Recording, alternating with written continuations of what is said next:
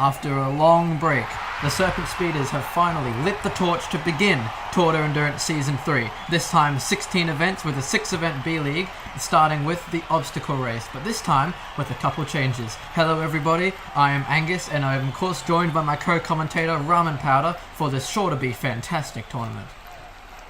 What a pleasure it is to be here today to kickstart Tour de Endurance. It is better than it has ever been, and of course the Expedition pre-show teams are back to demonstrate each of the 16 events. You can see the Bone Rattlers, Flash Fires, many of the favorite Expedition teams from the pre-show, all back here. Bone Rattlers, their second team cameo across the line though, they will get the win in this demonstration run. Flash fires there, showing what you absolutely do not want to do, and it is a big danger of the obstacle race, getting stuck on the side, as this slope is slightly less slanted than it was in the qualifier, so there's a bigger danger of getting stuck, and there's also a completely different layout with some ball bearings in there to cause some damage. They didn't do much damage in this race, but they could easily do some damage in the later races. Team Cameo win the race when Flash fires caused DNF, but only 1.5 seconds between those that finished, but now we've got to get on to the big main show of the first event of Tour de Endurance. Serpent Speeders, Crazy Chickens, Condiment Kings, and the White Knights. And it is the Condiment Kings that come into the lead, but the Crazy Chickens take the lead. I think they'll take the win, but two of them right behind them. Who's going to get the win? It will be the Crazy Chickens. Serpent Speeders just fend off the Condiment Kings for second place, so our gracious hosts will hold on for a spot in semi-finals. Let's see how this race transpired. So Crazy Chickens nudge off the Serpent Speeders, giving them a big burst up to the lead, which they pretty much hold for the entire race. Condiment Kings have a go at it, but a very bad run here slows them down significantly, and then Serpent Speeders have a go at them at the very end, sealing the deal, getting them second place. White Knights never really were in it, so not the best start for our qualifier winners, but Crazy Chickens and Serpent Speeders are on to the semi-finals. Now the Blue Brigade, Jade Jockeys, Neptune Nomads, and the Citrus Sprinters, of course. Top two will advance to the semi-finals. Citrus Sprinters get a good start. Neptune Nomads also with them. Those two looking like they're going to advance unless one of the Jade Jockeys or the Blue Brigade can catch up. But it doesn't look like Jade Jockeys is going to try it, but it's not going to happen. Citrus Sprinters and Neptune Nomads are going to be moving on. A great last-second lunge from the Jade Jockeys, but it was too little too late. Citrus Sprinters and Neptune Nomads pretty much took that whole race in their stride. They avoided contact with each other, which would have pushed one forward and slowed one down. Neptune Nomads pulled far and away. Citrus Sprinters just held strong in second. Jade Jockeys, here was that lunge after a good bump from Blue Brigade, but they were just unable to avoid that obstacle, giving Citrus Sprinters advancement. 1.11 though, a very close race overall as we move on to heat number 3. Hellclowns, Navy Seals, Marauders, and the Green Peacocks have the runner-ups of both seasons, Marauders and Green Peacocks here. Marauders, great burst of speed, trying to get by the Hellclowns. The Hellclowns look like they'll fend it off, but here come the Navy Seals who get stuck, and they get dislodged, but not enough for them to get advancement. Marauders and Hellclowns advance. What a crazy third heat in this one. What a race that was indeed. The Hellclowns and Marauders, again, had that race in their stride. Navy Seals, though, they kept pace the whole way down. They could have made that lunge any given second. And right here it comes. They launch past, take the lead, and it looks all good, but they stumble right there. Marauders and Hellclowns do dislodge them, but they move on in their stride there. That was a fantastic race. Navy Seals going to be kicking themselves after that one, I'm sure of it. Now for the final heat, Lagoon Platoon, Grayscales, Party Crashers, and Team Mayhem. For the final two spots in the semi-finals, Grayscales having to play catch-up with Team Mayhem in the lead, and the Lagoon Platoon looks like they'll straight up, but they're going to get stuck. And a couple more models get stuck. Only one finisher in this final heat.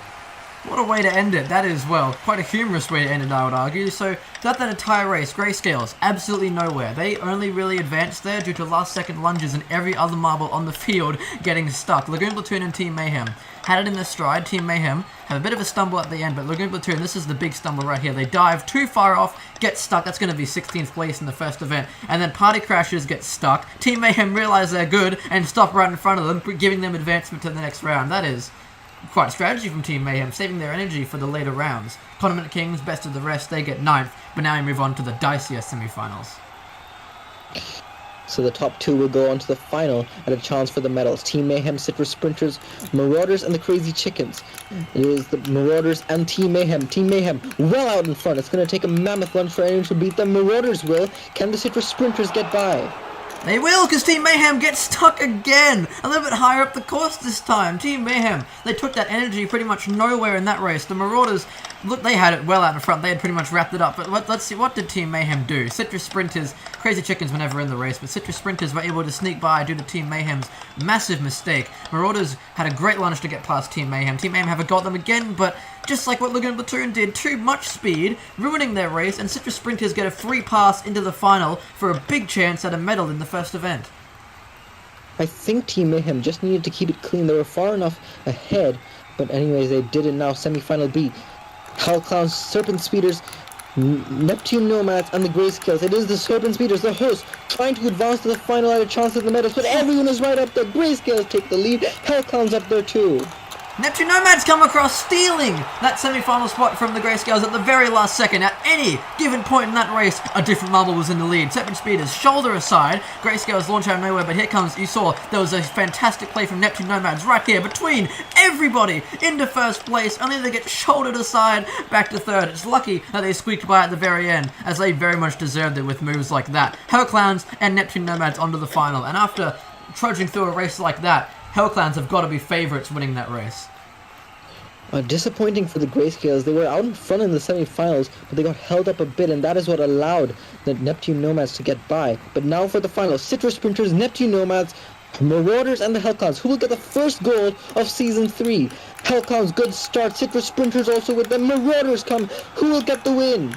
It's going to be a close one. Hell Clowns and Citrus Sprinters have the race in their stride. Alone, Citrus Sprinters have a challenge, and it is responded beautifully by the Hell Clowns. They sneak by, stealing the gold right at the end. They will capture the first gold of Tour de Endurance. Citrus Sprinters will get a silver, and Neptune Nomads, with a silent race, rounded out for a bronze.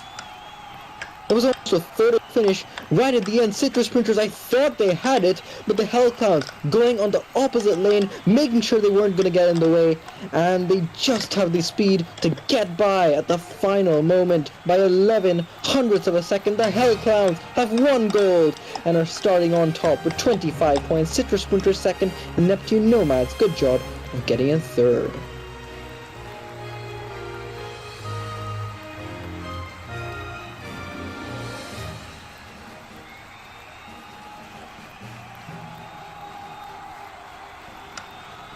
And of course, in the overall standings, the Hell Clowns have the lead, 5 points over the Citrus Sprinters, but of course it is event 1 of 16, it is still anybody's game as we move on to the next event, which will be the Funnel Classic.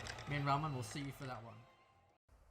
And we are back for the second event of Tour de Endurance in Season 3. In the first event, the Hell Clowns claimed gold narrowly ahead of the Citrus Sprinters, but we are here now for event 2, the bread and butter of Tour de Endurance, the Funnel Endurance Classic. In this event, you will see many marbles that are very accomplished in the funnels, trying to prove that they have what it takes to claim gold here today. Of course, all the coaches and managers have put in their best competitor in the funnels for this event, so it's going to be an absolute bloodbath. We could see some titans crumble or some newcomers rise in the funnels. The expedition teams are going to show us all the different funnel types in this track. See these opening two translucent ones, more set the tone. Sky Dragons, they're taking the lead. It's going to take a lot to try and take them down now, but the orange funnels are a great place to do that. That's where a lot of ground is made up and a lot of ground is lost. And already Sky Dragons lose out on the lead to the black holes. So the black holes get the lead, but remember, it's never over until the final marble falls down in the final green funnel. Those green funnels introduced last season, we saw them in the expedition pre-show as well. Those can be a major bloodbath, especially if you're not ready for it. And it will be definitely the biggest challenge for our competitors here today.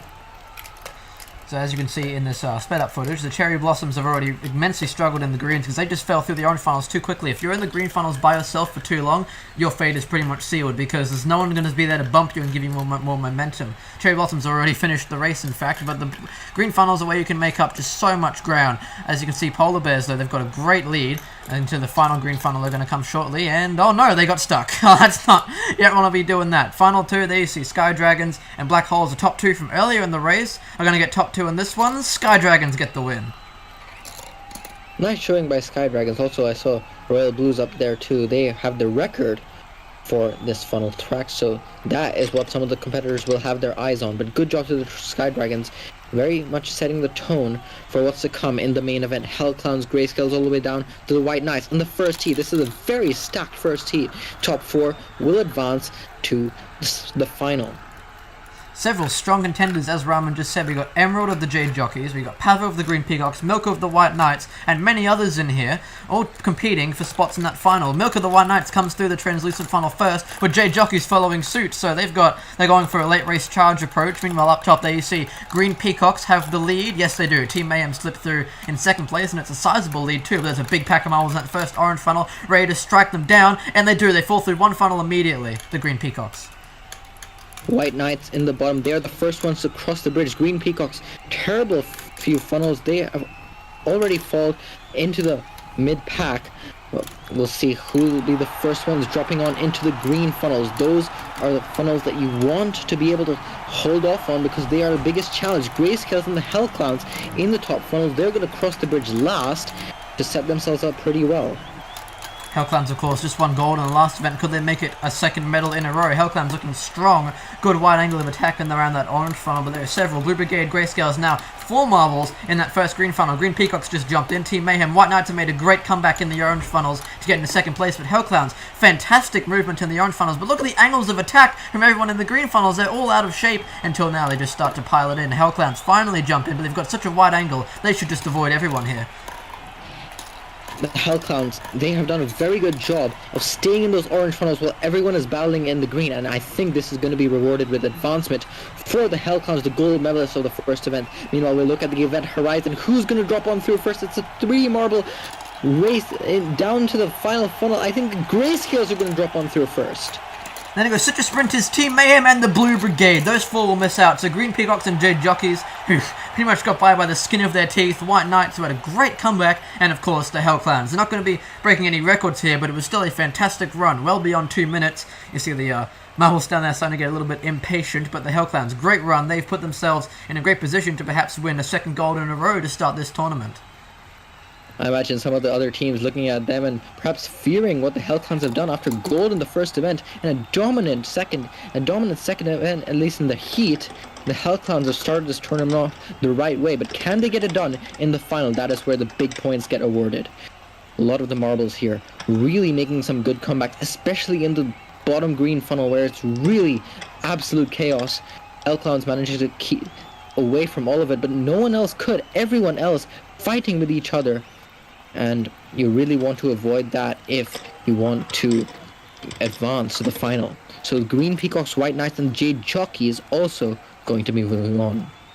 It really was anyone's game going into the green funnels there. It was really close. So those 3 to advance shouldn't be too surprising. 3 great marbles. But now we move on to Heat 2. Condiment Kings through to the Marauders. Neptune Nomads, of course, are in there. The bronze medalists. Only medalists we haven't seen so far in this event. This is going to be... You also got in there... This is a very important one. The Funnel King, undisputedly from Season 2. Wanderer of the Party Crashers, who's currently in that mix in the second funnel as the Navy SEALs have the early lead.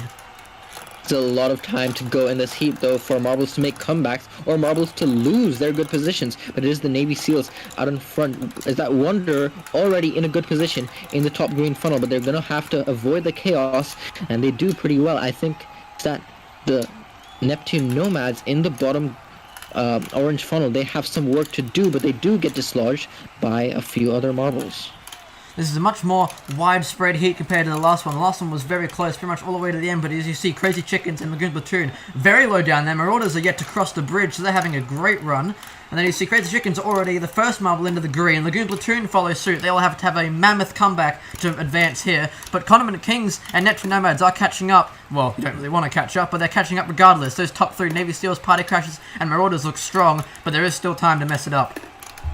That's the Neptune Nomads that has been close to the event horizon. Lagoon Platoon will fall through in the final green funnel first, and I think that's Wanderer that dropped on through in the green funnel, but not late enough for them to avoid the chaos. They are still in the mix there with everyone else. Serpent Speeders also spinning on through, trying to advance for their home crowd. It's going to be very close. No one has dropped on through first in 8th. Serpent Speeders hold the lead, but now we've got to look to see who's going to come on through first. There's 4 that will not advance. It's anyone's game down below. First, it's going to be the Neptune Nomads coming through in last place, then the Party Crashers. Wanderers thrown it all the way. Marauders come on through in 6th place, and Crazy Chickens miss out as well. A great comeback by Lagoon Platoon. They get 4th place. Condiment Kings, Navy SEALs, and of course the host Serpent Speeders will advance with them. Serpent Speeders actually not going to get the win. I thought they had the win for sure. They will get second place. Either way, it does not matter. They will still advance. Navy SEALs, great job in the final funnel. They didn't need it to get all the way in first, but they did set themselves up well for the final. But what a surprise. The Party Crashers knocked out, and it wasn't even that close. The shocker of the day for sure there. The Party Crashers, they looked very strong in the orange funnels, and even in the first green one they looked pretty good. But then just, I don't know, something must have gone horribly wrong. Everyone just pushing and shoving each other, trying to get those spots. They came through in, I think, second place at the Party Crashers. They finished in 7th. That's just what the green funnels can do to you. They really can ruin your race. And look at that final push by the Lagoon Platoon. They fell through that into that final green funnel first, so that's a great comeback to move on to the final for Marsh. Very big difference between the first marble, the last marble that dropped onto the green funnels between Heat 1 and Heat 2. In Heat 2, the Party Crashers, they did not leave enough time for them to get enough of a gap. And now we are here for the final. Green Peacocks down to the White Knights, who will claim gold in the Funnel Classic. This one's for the big medals this time. We got all 8 great contenders as shown from the heats, including the Serpent Speeders, Jade Jockeys, White Knights and Green Peacocks, all great, either the hosts or fantastic, esteemed funnel competitors. Up to the lead, it's going to be very close. It's just barely the Serpent Speeders have the early lead. Navy SEALs first into the orange, followed by Condiment Kings and Lagoon Platoon, but there's still plenty of time to make up that ground, as up top I think Serpent Speeders should hold the lead still, and they do. Serpent Speeders dueling with the Jade Jockeys in both of those 2 top funnels. Jade Jockeys are dropping on through first, but they will manage to keep a good position in the orange funnels, it seems like. But a whole bunch of marbles there in that funnel before the bridge. White Knights are the ones dropping on through into the penultimate orange funnel, and it looks like they, or the Navy SEALs, are going to drop on through into the green first. This is a very close race again so far. It's been a bit more spread out this time, but as you saw, while the White Knights were struggling down below, the Green Peacocks and Serpent Speeders are starting to pace the field. They're, well, not well ahead of the rest. The Lagoon Platoon are there as well as the Jade Jockeys, but now we've seen 4 drop into the green. Jade Jockeys are about to drop through as well. The Lagoon Platoon, though, shoulder them the side and jump into the green instead. Serpent Speeders, the home team, getting a bit excited. They're well up in front. The Green Peacocks, though, trying to hold off, and they will. They'll actually keep up there just in time. Will they take the lead, though? They will. They'll be the last stander in the orange funnels. Green Peacocks, they're the last entrant, but they did not enter very late. Green Peacocks can still lose this position, but now we have a bunch of marbles into the final green funnel. Who will get first? Who will drop on through first and get 8th? We have 3 still spinning in the green, and it was the Green Peacocks first to fall onto in the last out of those 3. Hellclowns now have the lead. Could they be on for back-to-back golds? For a way to start the season, that would be fantastic. Serpent Speeders and Green Peacocks were those top runners, but now it's anyone's race to fall on through first. It's going to be a close one. All pushing together, and it is the Serpent Speeders. It's all gone wrong. The White Knights come through next, but now we're just down to 6. Lagoon Platoon, there they go. Everyone's gone. Condiment Kings, Green Peacocks, and the Hellclowns down to the final 3. Hellclowns are in trouble. They slip on through for 3rd. Now it's between these 2. One blink and it all goes wrong. Green Peacocks, I see them slipping. They are gone. The Condiment Kings, out of nowhere, quite frankly, will capture the gold in the Funnel Classic. The Hellclowns had a great position in the top green funnel. Green Peacocks had a great position before that. It looks like those 2 were dueling for the gold, but then the Condiment Kings, the best endurance in the final green funnel, and that is what does it for them. The Condiment Kings claim gold in the Funnel Classic. Green Peacocks, they get a silver. Gold eludes them once again. They haven't got a single gold, but they will be happy with the silver after a poor first event. And the Hellclowns, great start to Tour de Endurance Season 3. They will surely keep the championship lead. I just cannot believe the Condiment Kings. They entered the green funnels in 7th place. They must have had fantastic ethic in those final 2 funnels. Look at the impacts pushing them ahead, and it's a 2-second win almost for the Condiment Kings. Mustard beating Pavo and Ronald, 2 previous great funnel contenders, especially Pavo, but Condiment Kings a fantastic 25 points in the second event after a somewhat lackluster first event. Green Peacocks and Hellclowns, of course, congratulations to them for rounding out a very important funnel podium.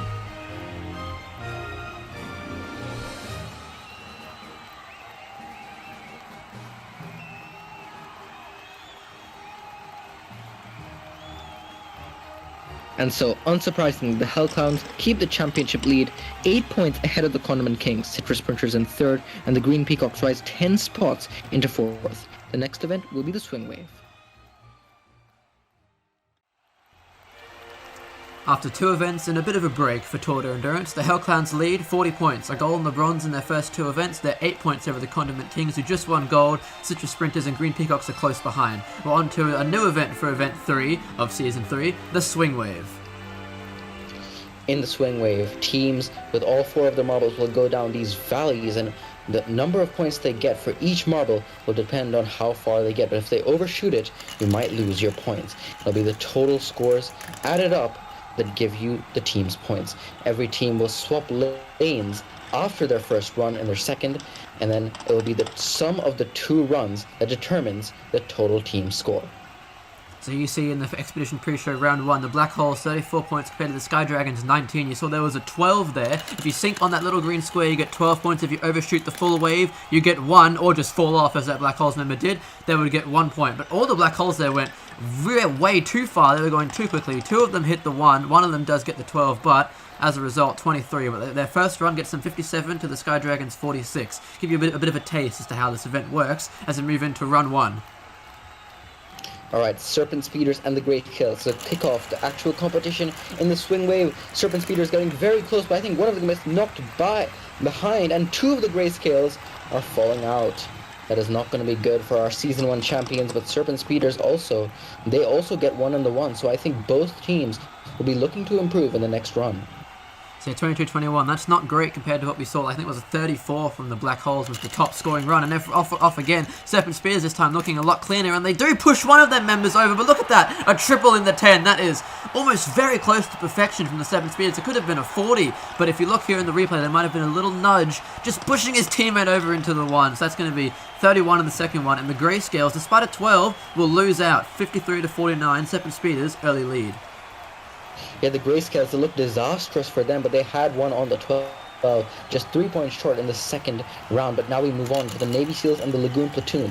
Every team only gets 2 runs, so you have to make it count. Lagoon Platoon, they will get 1 on the 12, and unfortunately, you can't get 2 on the 12, so that one of the marbles had nowhere to go but just to get a 1. But I think Lagoon Platoon will be pretty happy with that run. Navy SEALs also on the back foot, but only 5 points down after the first round.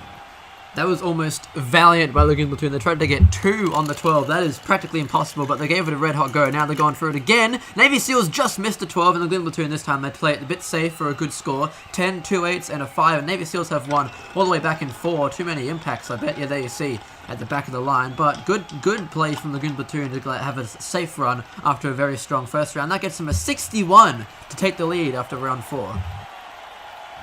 And the Navy SEALs in 4th. So Lagoon Platoon, they do take the provisional lead. Now Party Crashers and the Citrus Sprinters. Party Crashers sitting down in dead last for defending champions. They need to get a move on. Not very known for their prowess in team events, but Party Crashers will get 1 on the 12. Citrus Sprinters will not, and I think this is absolutely horrendous for the Citrus Sprinters. This event so much about keeping it clean and not getting in your way and not avoiding those bumps. And you can see the Citrus Sprinters, 17 for them, but the Party Crashers a respectable 30. So now Party Crashers, I think, was 61 for Lagoon Platoon. Party Crashers need 32 or more to surpass them. Citrus Sprinters pretty much done here. They get 2 back in the 5. They missed the 1 again, but look at the Party Crashers. A 12, 10, and a 9. That is shocking for a team event. The Party Crashers putting it together. They get a 5, 9, 10, and 12. That is bound to take first place after 6 runs. That's a fantastic score, in fact. Well done. 66 for the Party Crashers.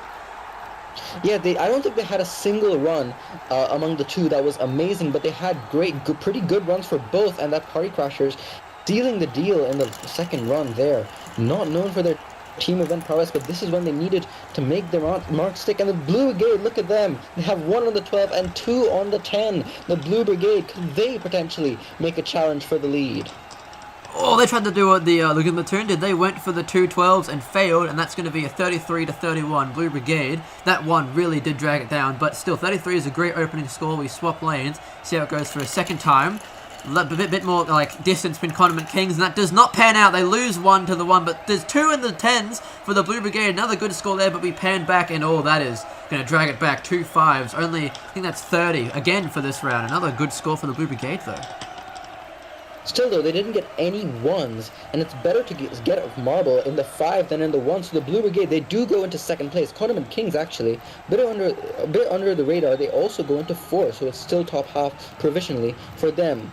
But who would have thought it? The Party Crashers lead in a team event provisionally, and this is exactly what they need, sitting dead last in the standings. Now we move on to run 9 into the second half. Crazy Chickens and the Marauders. Second half of the event underway for these 2, and the Marauders were flying down the waves. They were going way too quickly, I thought, but they managed to somewhat work with it. They do push 1 into the well, somewhat poor wandering, but they do sink at 12, 10, and 9. Chickens do the same, but they had less speed, and as a result, 32 to 26. The Marauders early lead in this round, but let's see how run 10 goes as the lanes swap. The Marauders, their back marble was a 9. They can see them. They just get out so quickly. Oh, but they will get a 1 there, and the Marauders, this run is not as good whatsoever. Crazy Chickens have won all the way back there to 3. You can see those back 2 marbles slowing down way too much, and that impact sealed the deal for them. But they do get 1 all the way in the 10, so that will make their total a bit better, but it's still only 6th for them and 5th for the Marauders. Actually tied on points for both of them. Marauders went out on the tiebreaker. Now Neptune Nomads and the Hell Clowns.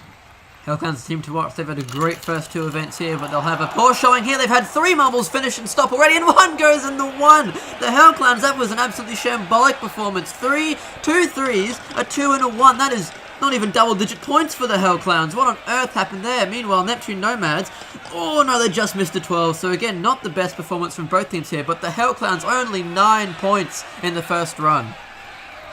That is quite frankly embarrassing for the Hellclowns, and unfortunately for them, because it's the sum of 2 runs. It's almost impossible for them to recover from this. Hellclowns, they will get a nice 12 there, and 2 marbles also pretty far down the course, but the damage is done. Meanwhile, Neptune Nomads, they have 2 in the 9 and 1 in the 10. So the Neptune Nomads are looking very good right now. If that 1 stayed on the 12, they would be probably challenging for the lead.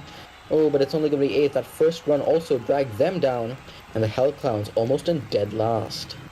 That is not what we expected from podiums in the first 2 events. The Hellclowns want to bring it back, but the White Knights and the Jade Jockeys with just 4 more teams left to see. And look at that, there was a punch there on the bottom lane. The Jade Jockeys could have sunk the best score we've seen all day. And look at that, White Knights stopped in the middle. That's going to be, I think, a 4.5 they're going to wheel that out to. But the White Knights, look at this, a push right there. It could have been 2 10s, a 9 and a 12, but that's a setback for the Jade Jockeys no matter what. But a 32 compared to, 21.5 for the White Knights. Jade Jockeys looking pretty good here, dare I say. The White Knights cleaned up, kid up. Jade Jockeys looking good. Jade Jockeys keeping a close formation. Actually, both of them falls apart for the White Knights. What happened there at the end? Lack of control, leading 2 of them out to the 1.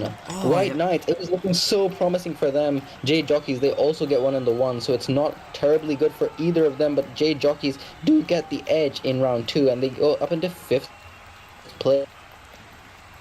Alright, just 2 runs to go, or 2 teams to go. Green Peacocks and Team Mayhem in 2 separate runs. Team Mayhem have less speed than the Peacocks, who just missed the 12 there. They bounce out last second, and 2 8s and a 9. So, Peacocks, of course, hot off the heels of the silver. They'll want to do just as good in this one, but that's not the best possible start. Team Mayhem also miss, and it's 26 to Green Peacocks, 24 to Team Mayhem. Just 1 more run to go. What can these 2 teams do to challenge for a podium? Party Crashers have already locked in a podium spot, but what can these 2 do in the final run of the day?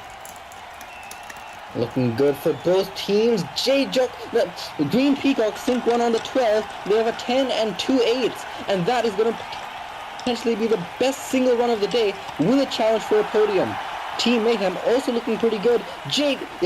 Green Peacocks get into 2nd place, and that will be great for them, but it's not enough to beat the Party Crashers.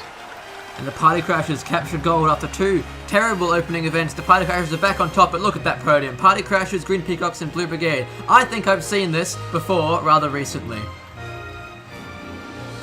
Big win for the Party Crashers, and ahead of them, behind them, their rivals, the Green Peacocks. Party Crashers, those coming from dead last in the standings, and they will go up 12 spots into 4th. Behind the Green Peacocks, Condiment Kings take the lead. Hellclowns, after a poor event, they drop to 2nd. And stay tuned for the next event, Collision.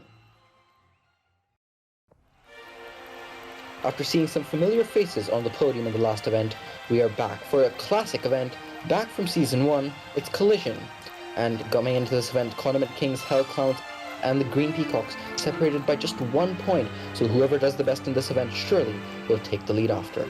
I am Ramen Powder, of course, and I'll be joined by Angus, your host for Season 3.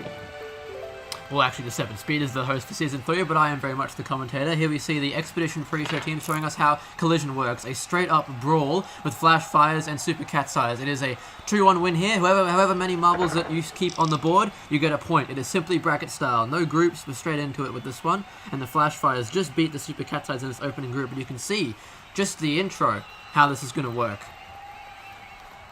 Yeah, Flash Fires will get a 2-1 victory, and we'll get into the heats. All 5 marbles on each of the teams coming down now. Green Peacocks from the far side Marauders from the near side, and Green Peacocks have 3 on, and they will stay that way. Marauders, I think it's just 1 for them, so convincing victory for the Green Peacocks.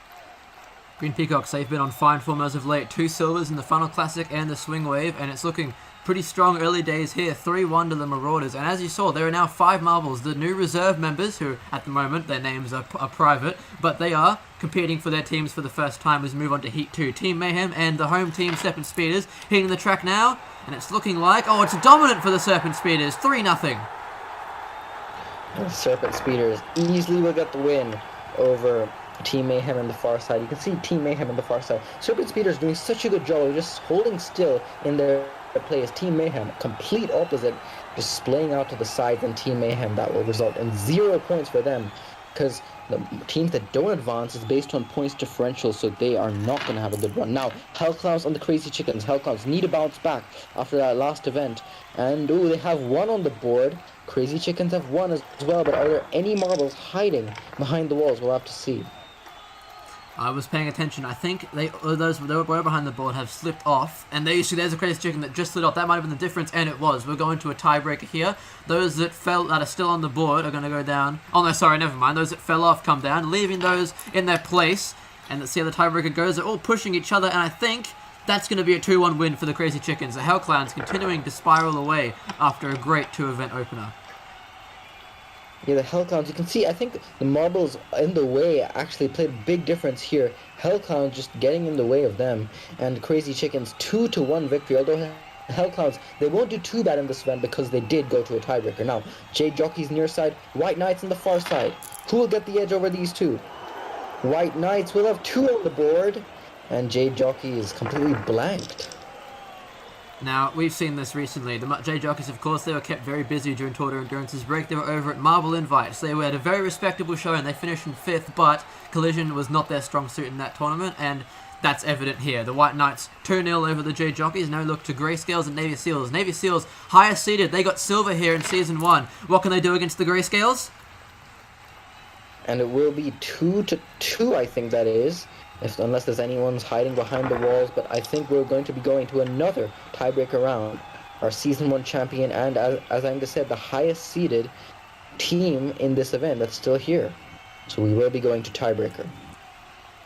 As you see, there was one Grayscale member that came to a stop immediately, but he's right in the middle of the field. So Navy Seals and Grayscales both have obstacles to avoid from their own teammates, and I think that worked dividends for Navy Seals. Despite having one sitting right in front of their own team's ramp, he avoids everyone. And the Navy Seals, 3-2, they'll move on to the next round. That shouldn't be too surprising. Navy Seals, of course, most experienced in this event, besides the Cosmonauts, but of course, they're down in the B League. Yeah, the Navy Seals, I think they used that one Grayscale sat in the middle to bump the other Grayscale off while stopping their own momentum. Very good strategy for them. Now, Neptune Nomads and the Citrus Sprinters, Neptune Nomads all come to the near side.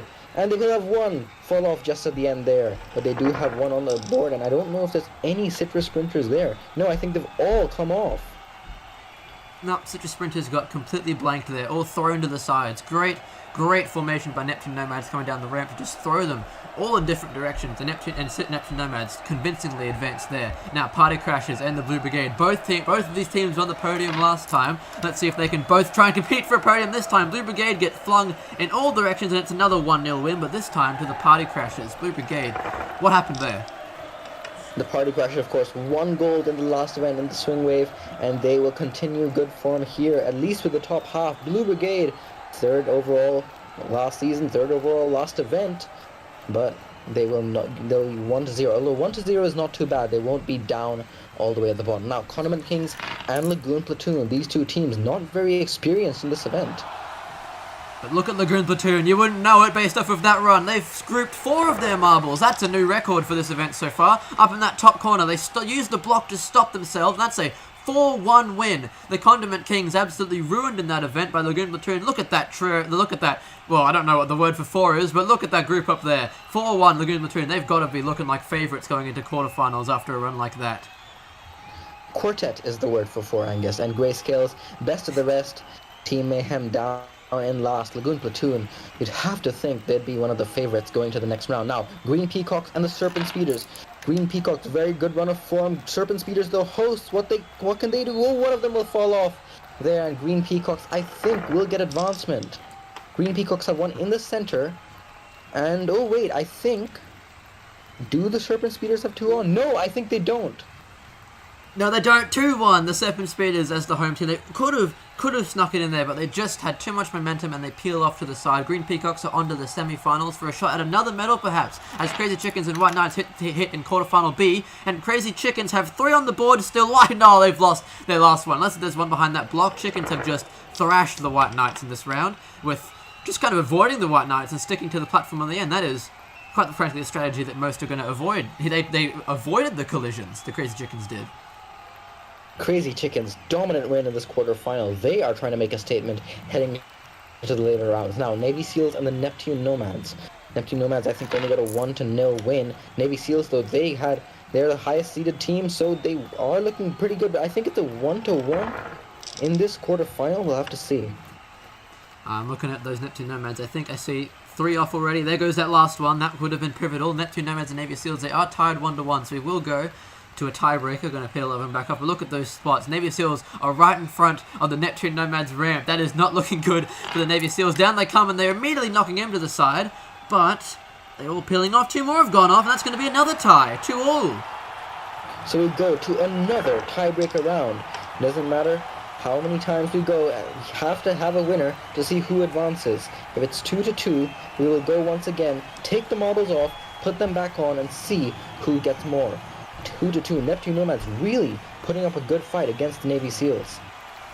Neptune Nomads, you see trios over there on the side. The Navy Seals knock into each other and not very much contact due to the marbles sitting in front of the ramps. But you can see, look at that, Navy Seals immediately slowing each other down. That worked very well. The Neptune Nomads have one rocket off, but I think, you're not going to believe this, we've got a 3rd tie. It's 3-3 now, and we have another tiebreaker round to go to. This is unbelievable. Navy Seals and the Neptune Nomads, they are knotted for the 3rd time. And, of course, we will go once again. Neptune Nomads going off. I think there was 2 Neptune Nomads off, but only 1 for the Navy Seals. And have the Navy Seals sealed it? I think they have, surely. After 3 tiebreaker rounds, we've got to have a winner at this point. I see 3 on the board. Surely there's no one behind that block. There's 2 over there for Neptune Nomads. That is it. We finally have a winner. Navy Seals, 3 to the Neptune Nomads, 2. What a battle that was. But the theoretical number 1 seed gets to advance. Party Crashers and Lagoon Platoon following up a match like that. How's this one going to go? Party Crashers going off. Oh, they have 2 on. And it will be 1 on for the Party Crashers, 1 on for Lagoon Platoon. Party Crashers actually look much better. You can see all of their marbles kind of falling off late though. And that means I think we're going to another tiebreaker round. The first one of this heat. I wonder if there'll be any more. We had 3 in the last round, maybe even 4 overall rounds, 3 tiebreakers. Look at that, Lagoon Platoon. They're right in front of Lagoon Platoon's ramp. How will that work? It actually, Party Crashers as a result. Oh, look at that. 3-0 Party Crashers. Let's see here. Lagoon Platoon, they slow each other down due to that marble sitting in front of the ramp. And that lets the Party Crashers just smash into him. And it knocks every Lagoon Platoon member off, leaving a 3-0 win for the Party Crashers. Party Crashers also trying to make a statement for them as well.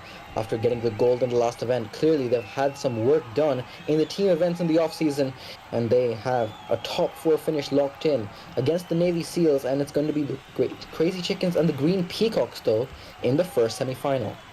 And here they are now, the Peacocks and the Chickens. So, on the Green Peacocks far, Crazy Chickens near. Green Peacocks splay themselves out, and that almost worked very well. I think there is a chicken hiding behind that wall. Let's have a look at this replay. So Green Peacocks, they fly out in all directions. They've got a very, very wide formation. Chickens stayed more strung together, and those two seem to even each other out, and it's a 1-1 tie. There is definitely a chicken behind that wall. Yep, there he is.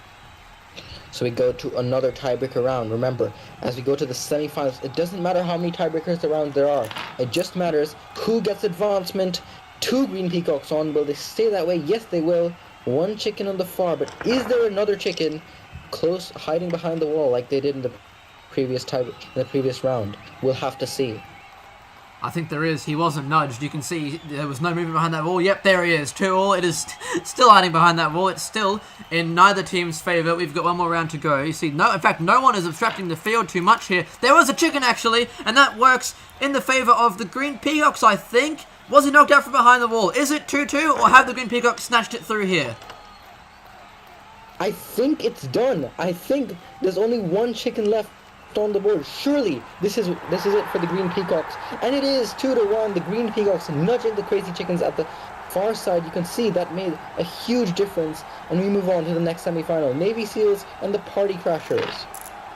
Now they come. Navy Seals spread out into almost a line there. In fact, we have cleared the entire board. No one stays on it. Could have been another shot at the collision final for the Navy Seals, but they just are unable to stop themselves. And they peel off to the far side, and that's going to be... We're going to load up everyone. It's a clean slate. We're basically doing it again. Party Crashers and Navy Seals. What do they have for each other?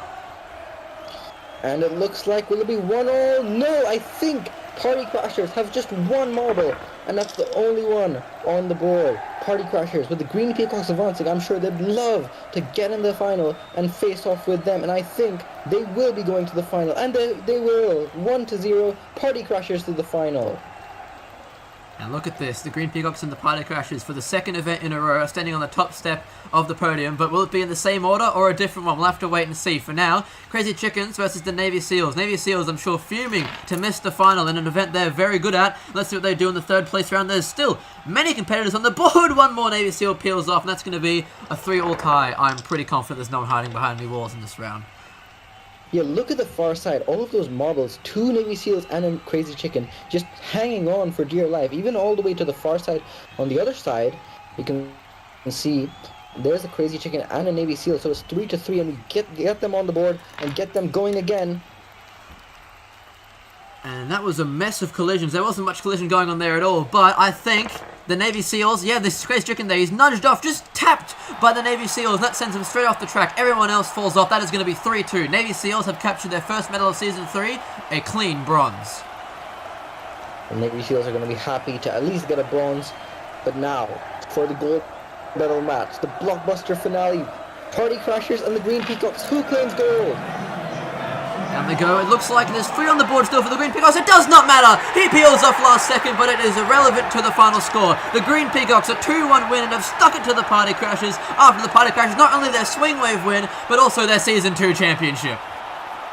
Green Peacocks, they're going to be very happy to get the gold here, and I think it's just sweeter that they've beaten the Party Crashers to do it. They've captured their first gold ever in Tour de Endurance. Oh man, what a win for the Green Peacocks. Despite an already illustrious Tour de Endurance career, they captured their first gold, and also well done to Party Crashers and Navy Seals for rounding us out.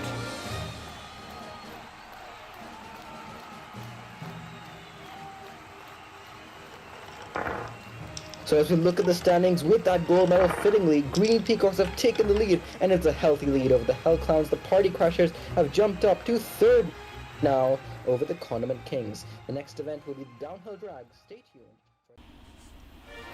After 4 events of Tour de Endurance, the Green Peacocks are really starting to feel the flow of it now. They are 19 points ahead of second place Hell Clowns, with Party Crashers and Condiment Kings also in hot pursuit.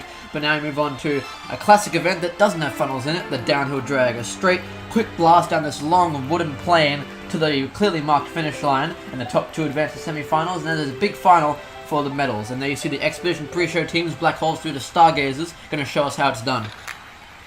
The key is to getting a good launch out of the gate, but you also need to be consistent throughout, up until the end. You want to be straight as possible to try to avoid running any further than you actually have to do it. And Black Holes, they were able to do that. They were just as straight as they needed to, and they will cross the line in first. You can see a finish line cam. First time here in Downhill Drag. Bone Rattlers also got by for 2nd place. But now for the big show. Green Peacocks, Blue Brigade, Crazy Chickens, and the Serpent Speeders in the first heat. And we're off. The Blue Brigade get off to the best start, but 7 Speeders and Green Peacocks start to swarm them. A bump from Green Peacocks pushes the 7 Speeders forward and the Green Peacocks back, and that gives the Blue Brigade advancement along with them, the home team. Let's have a look at this again. They come into the Green Peacocks, swerve into the Serpent Speeders, pushing them forward and pushing the Green Peacocks back. That was costly. The Serpent Speeders, great blocking work there to get themselves and the Blue Brigade onto the next round. The championship leaders are knocked out all the way back to 4th. This is a good opportunity for the other teams to catch up. Now Marauders, Citrus Sprinters, White Knights, and Neptune Nomads, and a bump from the Citrus Sprinters, and the Marauders, Citrus Sprinters easily going to cross the line in first, and the Neptune Nomads in 2nd place. Pretty easy going for those 2 teams, almost single file crossing the finish line. That was an easy win for those top two teams, White Knights and Marauders. White Knights just didn't have the speed, and Marauders were killed out of the gate by Citrus Sprinters and a massive bump. And look at that across the finish line. An easy advancement, 4.201. Citrus Sprinters, a big win. Now we've got J Jockeys, Party Crashers, Hellclouds, and those dangerous Grayscales. They have very good speed just in general. So with the speed event like this, they're looking pretty good. And look at that, an easy win across the line for the Grayscales, and Hellclouds will come across with them. J Jockeys actually got out up almost in second for sure, but then just too much veering off to the left, and that allows the Hellclouds to get by for second place. J Jockeys have been fairly disappointing, I'd have to say, upon their return season to Tour de Endurance. Meanwhile, Party Crasher, speaking of disappointing, all the way in last in downhill drag. Now, final heat, Condiment Kings, Navy Seals, Lagoon Platoon, and Team Mayhem. Team Mayhem and Lagoon Platoon slow to a crawl out of the gate. Lagoon Platoon especially, they come across well off the pace, and Condiment Kings and Navy Seals are pretty much given a free pass there. Despite a bump from Team Mayhem, Lagoon Platoon is still crawling across the finish line. Mayo of the Condiment Kings, a dangerous downhill drag competitor, so seeing them advance that easily is a bit of a worry going forward. And there you see, straight across the line, and Shoal from Lagoon Platoon cracks 5 seconds. That is not good for a team that was starting to get back on pace after Event 1. Lagoon Platoon Team Mayhem unsurprisingly bottom out. There was a photo finish for the win, but it didn't really matter. Those two had easy going. But now in the semi-finals, Grayscales, Navy Seals, Neptune Nomads, and the Serpent Speeders, who will advance to the finals. Grayscales, great speed once again. Neptune Nomads in second. They will also advance. The Navy Seals, what happened to them? They just slowed down. I think they were cut off by the Grayscales, which threw off their whole race. Serpent Speeders, they kept up, they just didn't have the speed. Navy Seals crashed into the fan section as well, which should not help them whatsoever. And there you see coming across the line, big win for the Grayscales. The Grayscales are looking to get another win back-to-back in downhill drag. None of the Condiment Kings or any of the other ones can say about it. The Condiment Kings, good start. Blue Brigade are nowhere, but it's a very close battle for second place. Condiment Kings are going to advance, but I don't know who got second. Meanwhile, Blue Brigade drifting off to the fan. I think they gave up very early on.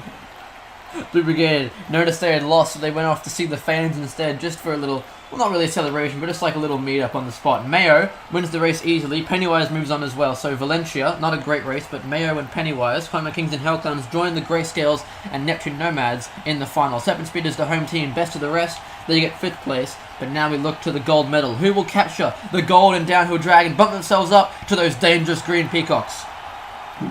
Grayscales and Condiment Kings must be the favorites, but don't count out the other two. Grayscales, great launch out of the gate, as I got so many times before, and they will cross the line first. Grayscales win gold, and Condiment Kings, unsurprisingly, pick up the pieces and get second.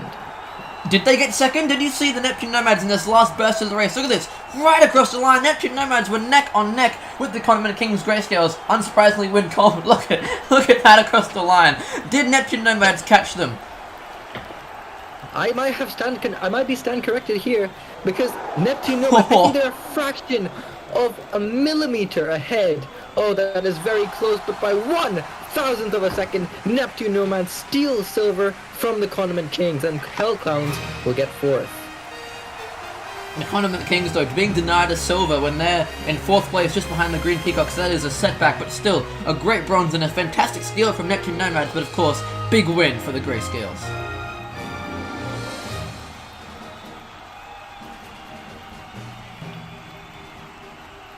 A very exciting event has concluded in the Hellclouds. Staying in second, Green Peacocks unsurprisingly in first. Condiment Kings rise up to third. Neptune Nomads rise up to 4th after that silver.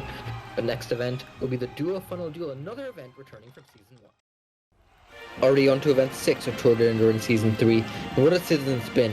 Green Peacocks on top with 73 points ahead of the Hellclouds, Condiment Kings, Neptune Nomads, and a resurgent of late, Grayscales. But now we're here with a classic event back from Season 1, the Duo Funnel Duel.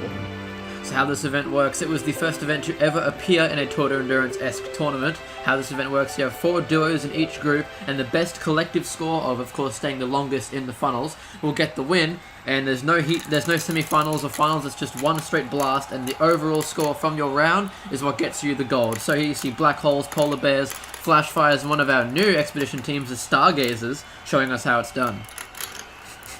You see the Flash Fires, they have that duo there. They want to work together, not get in each other's way. That's very important because you're in a team going in the funnels down below. Now, of course, each of these teams are playing against each other in this heat, but it's all about the overall time. You want to work collectively and want to get as good of a time as possible, because you're also competing with the teams in the other heats. So these final 3 Flashfires coming through in 3rd place, one of their marbles. Stargazers and Black Holes have the last 2 standing, and it will be the Stargazers to get the win, and their other marble finished in a respectable 4th place. Polar Bears, though, they did not have a good run at all. 6th and 7th, which I imagine is not going to be a great overall time. So that's going to be a setback, and there you see 32.73 and 31. So Flashfires and Stargazers looked pretty good there, but we'll have to see what the overall scores look like, and then we'll get into the main event. So Stargazers, they do get the win with 80.7. That is a mark that many of the official teams are going to be trying to beat. As we get into the actual competition now, Team Mayhem, Hell Clowns, Party Crashers, and the Blue Brigade. And a lot of talk has been about the Party Crashers. After a poor start, they have been very good as of late in the past few events.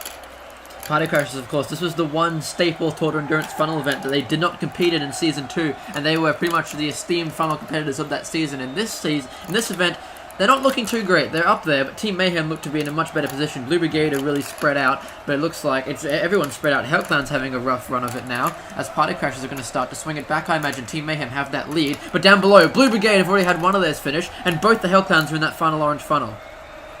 Those Hell Clowns are going to see if they can hold on, but it doesn't look like it. Team Mayhem and the Party Crashers doing very well. Party Crashers still have both of their marbles here. If they can both outmatch Team Mayhem, they will get a 1-2, and it's looking very good from the Party Crashers. That one's come through. That's going to be a 3rd place for one of them, and the last one holds out beyond 50 seconds, stretches it to 55 and possibly even 56 there. That is a much better score than what we saw from the Expedition team. So Party Crashers looking strong in the early stages of this event, but of course this is their one go at it, so can't try to improve. Let's see how this all played out. So Party Crashers were low down early on. Hellclowns just struggled the whole way through, finishing in 5th and 6th. But Party Crashers, both of them close to 50. I'll have to see what the overall score is, but I think it's going to be over 100. You can see Outsider in the last one in the funnel. You know, in other funnel events, the last one doesn't really need to showboat all that much, but here it matters so much because you're competing against all of the other teams in the other heats, and that puts the Party Crashers at 105. Very good run from them, and now everyone else has to play catch up. So Green Peacocks, Condiment Kings, Navy Seals, and Lagoon Platoon are the first to do that, and of course championship leaders Green Peacocks, they've got a big gap ahead of them, especially with the Hellclowns' poultry run in the first heat. They're looking to extend that lead here, but they're up against the Navy Seals, who won this event back in Season 1, so top seed in this event, and currently they look pretty consistent. Lagoon Platoon, they have one who's tumbling down this order, already into the penultimate funnel, looks to fall on into the last one, and there he goes now, looking to stumble through as well. In fact, there he goes, he's already finished. And the second Lagoon Platoon also pretty far down, but now both Condiment Kings in the final funnel. Green Peacocks and Navy Seals looking much better in this heat. One Navy Seal dropped on through, and actually dropped on through very quickly. Green Peacocks, though, they still have 2 on. Can they hold on for a 1-2? Both of them in the final funnel now. Navy Seals look like they're going to hold on, but they don't. They slip on through. The Green Peacocks go 1 and 2, but if you looked at the time there, they were both above 50. It's going to be very close in terms of bidding the Party Crashers, but we'll have to see. So Navy Seals, early stages, they took 1 and 2 at the very beginning of the race, but then one of them just had a horrible finish and finished all the way down in 6th place, and then Marina, the captain, couldn't hold out for the win. So let's just see what that last Navy Seal did. He stumbles through, a push from his own teammate, and then is swallowed up by the pack. That is not what you want to be doing.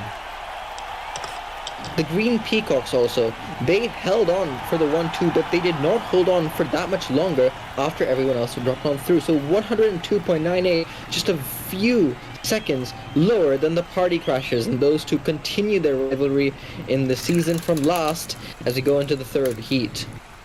Serpent Speeders, Marauders, Neptune Nomads, and the Grayscale. Serpent Speeders, of course, the home team looking to make their home fans proud currently.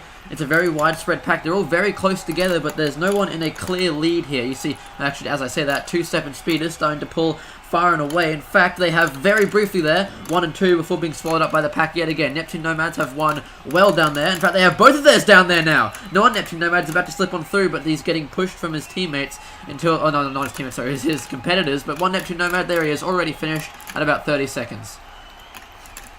Serpent Speed is about in the mid-pack there. They're hoping to get a good total, but they have one on drop on through. I think is that all of them, all of the teams still having one now, not the Neptune Nomads.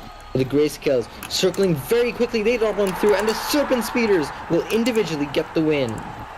They also finish in 5th place, so 7 Speeders get 1 and 5, Marauders get 2 and 4. They won't contest with Party Crashers or Green Peacocks, but they absolutely will contend for a podium, as Navy Seals were about at the 80 mark. So, let's see what that stacks up to. 51 and 43 compared to 53 and 41. That is very close between Marauders and 7 Speeders. The 7 Speeders yet to win a medal as the home team. Can they pull through here and get a provisional podium at least? Let's see what the overall standings say. Neptune Nomads did not have a good time, but Serpent Speeders in 4th, just off the podium. Marauders, though, by 0.3 of a second, are on provisional bronze. But can anyone in the final heat, J-Jockeys, Citrus Printers, Crazy Chickens, or White Knights, can any of them dethrone one of the White Knights? Falls on through very quickly. They're hoping to play catch-up from here on out. White Knights, in fact, off to a terrible start. They had pretty much both their marbles pinballed through the first orange funnel. Meanwhile, J-Jockeys, they're currently having theirs lead the way, but there's one down there as well. It's a very, again, just like the last few races, but we've seen comebacks from several competitors. But look at this, Citrus Sprinters and J-Jockeys already have one very far down there. In fact, all of them do. Crazy Chickens already have one finished. So do Citrus Sprinters before 30 seconds. 2 of those teams have already had one of their marbles cross the line. The rest of the marbles are going to have to hold on through for very long for these marbles to hold on for better times than the previous heats. One of the White Knights in the second last funnel. J-Jockeys look like they're about to fall on through, and they do. Citrus Sprinters, I don't think they're going to contest, so the White Knights, oh, they do!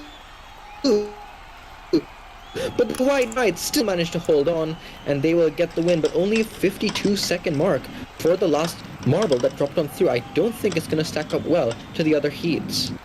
I think this pretty much locks in that the Party Crashers will capture gold in the duo funnel duel today. White Knights 52 and 36 on the individual times. I think this also means that championship leaders Green Peacocks are going to capture another silver, their 3rd of the season, and extend their already pretty large lead to a gargantuan size. Look at that last effort by Citrus Sprinters to try and beat the White Knights. Let's see where they all slot in. It's only 5th place for the top running White Knights. J-Jockeys 10th and Citrus Sprinters. Crazy Chickens, terrible time, but congratulations to the Party Crashers, Green Peacocks, and the Marauders for capturing top 3 here today. I think that's the 3rd event where the Party Crashers and Green Peacocks finish 1-2. Very good job to them.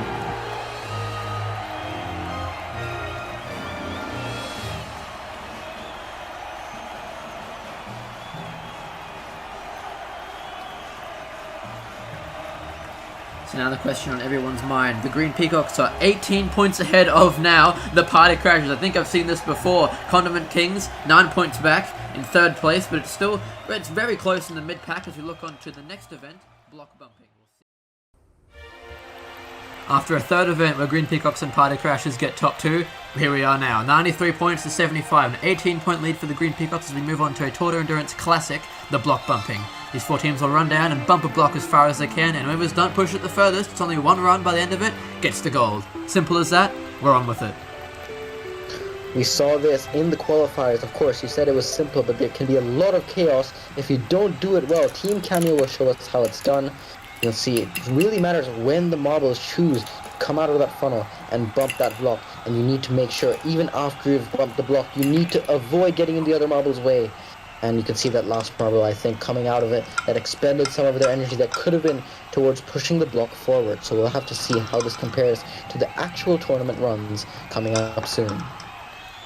Of course, there is also the classic problem that if you knock the block out of the lane, that is it, you have to try again. Every team gets 3 tries, and if they fail to push or get a proper push in those 3 tries, they are disqualified and they will get dead last in the event. So, try not to do that 3 times, but you get at least 2 attempts, or at least 2 attempts where you can mess up. But run J-Jockeys will be the first run of the day, and the first marble hits the block, and it's looking good already.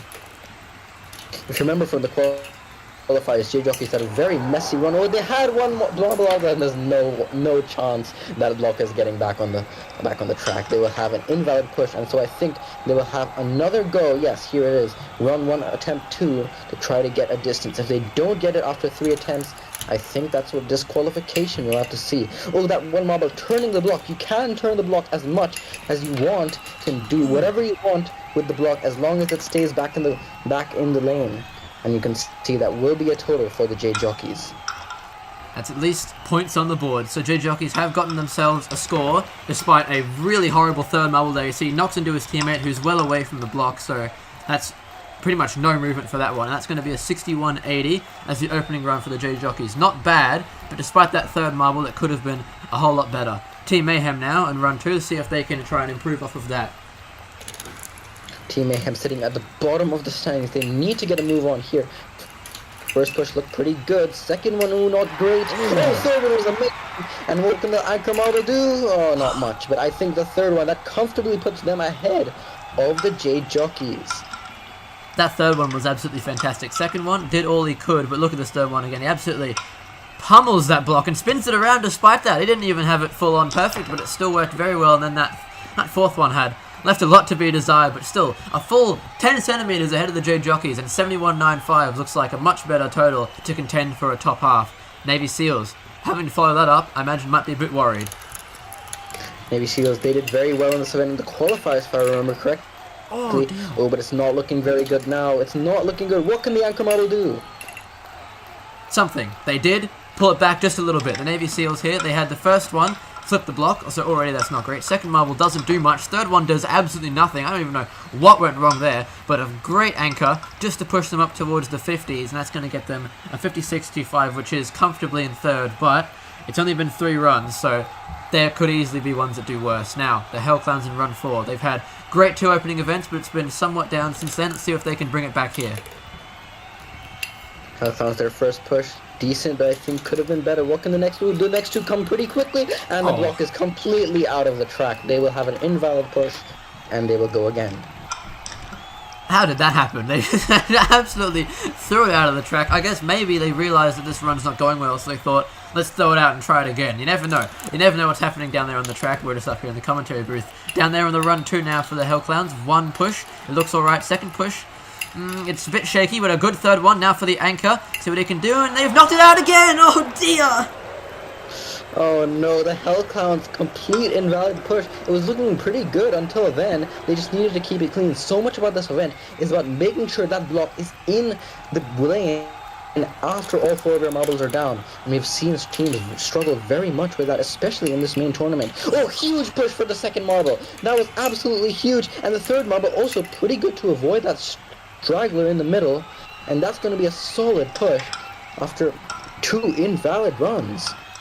I can't believe the Hell Clowns did that. 2 invalid runs. Look at that movement by the third marble to avoid his teammate. Fourth one couldn't quite repeat it, but still, that's a great run. And despite 2 invalid pushes, Hell Clowns have taken the lead here. 72.50, and the Hell Clowns looking pretty strong despite 2 very poor opening runs in only 3 attempts. Serpent Speed is the home team now up to bat. First push, not great. Second and third, what we will see. Oh, out of the block, but a good push. Third one was great, and it got back in the lane. And the fourth one just added a bit more. And I think that will take the lead for the Serpent Speeders. This is the first time that I think provisionally the Serpent Speeders, as the home team, are ruckus roar from the fans. The home team is finally looking to be in a podium spot here. That is a fantastic run. Despite it being out of the block, it could have been invalid. All this could have been for nothing. And a 75.85. That is a great run for the Serpent Speeders. The White Knights now, next to tackle it. I think they're a bit shaky having to follow up that third one was absolutely glorious from Serpent Speeders. I can't get over it.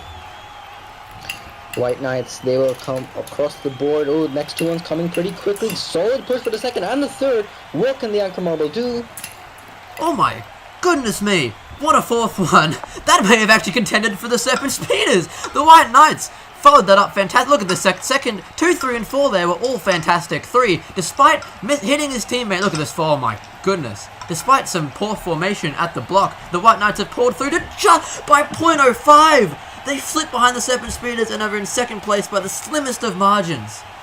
Yeah, the White Knights, I think they had a very consistent hit, like a bunch of hits with all of their marbles that got them so far ahead. Now, Neptune Nomads, how can they do to follow it up? Of course, our winners of the B-League in the last season. Oh, they hit the block out, but hit it back. What can the anchor marble do? It's a big hit despite 3 marbles in front of the block.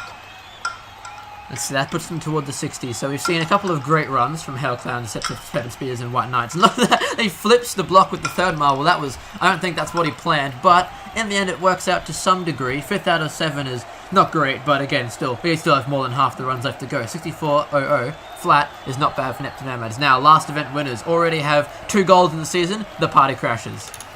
Our defending champions have stepped up in the team events in this season. Their first push, pretty good. What can their second and third do? Their second one, not great. Third one, pretty decent. But a fourth one, I think, is going to have to do more, and they will not. Party Crashers will get only up in the 50s. That is not good for the defending champions. Yeah, despite being in second place, they've stepped it up in the after the first two events, and especially in the team ones, as Raman just said, but that was not at all what they wanted to achieve there. And out of 8 runs, 55-10. That's the worst score of the day so far. Party Crashers in dead last for now. We'll see if that holds with half the event done. But the home team, the crowd getting excited. 7 Speeders are in first place halfway through the event. It could be their could they be on for their first medal of the season? We'll have to see. Blue Brigade now in block bumping. We'll see how they do. They're pretty well known for their strength. First one pretty good, second one. Well, that's a great third push and a fantastic anchor! The Blue Brigade with the final 2 pushes, which are the pushes you'd least expect to be fantastic. That first one was quite good though. Second one, just a bit of a slowdown, but look at these third and fourth ones. A fantastic strike, carrying momentum between all 4 members, and they do it again to push beyond 80, and the 7 Speeders chances at a goal just went straight down the toilet, and that is first place for the Blue Brigade. 82-45, fantastic run. I have to give credit to those marbles, those first 3 marbles, for going back to the block to avoid losing energy. And now the championship leaders, Green Peacocks, are going to have to follow that up. What can they do? Solid push for the first one. They get a couple of hits in there. Second one, not great, but they are close to the block. Third one and fourth one, it's not going to be even 70.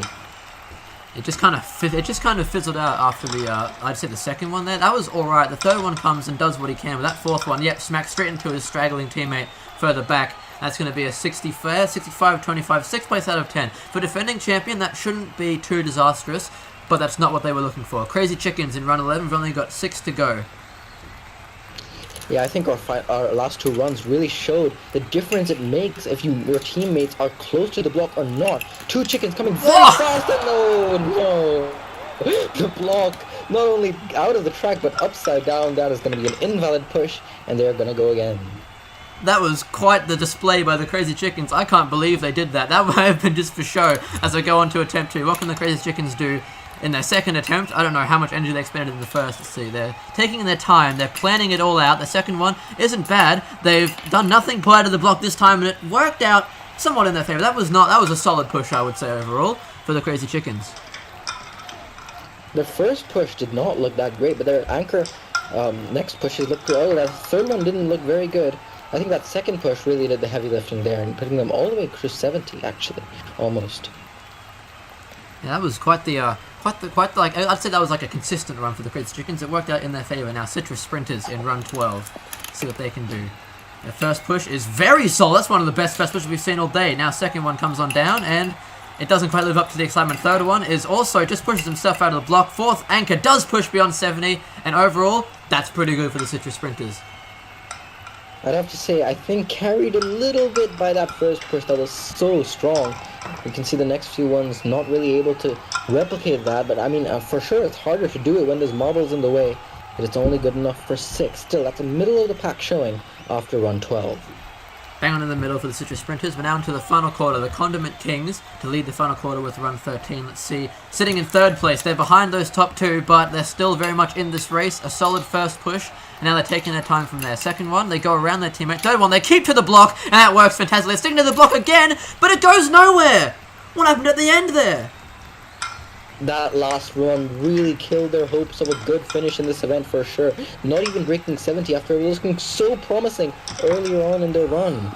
And you can see just how much energy was lost there in the final run. And it's only good enough for 7th.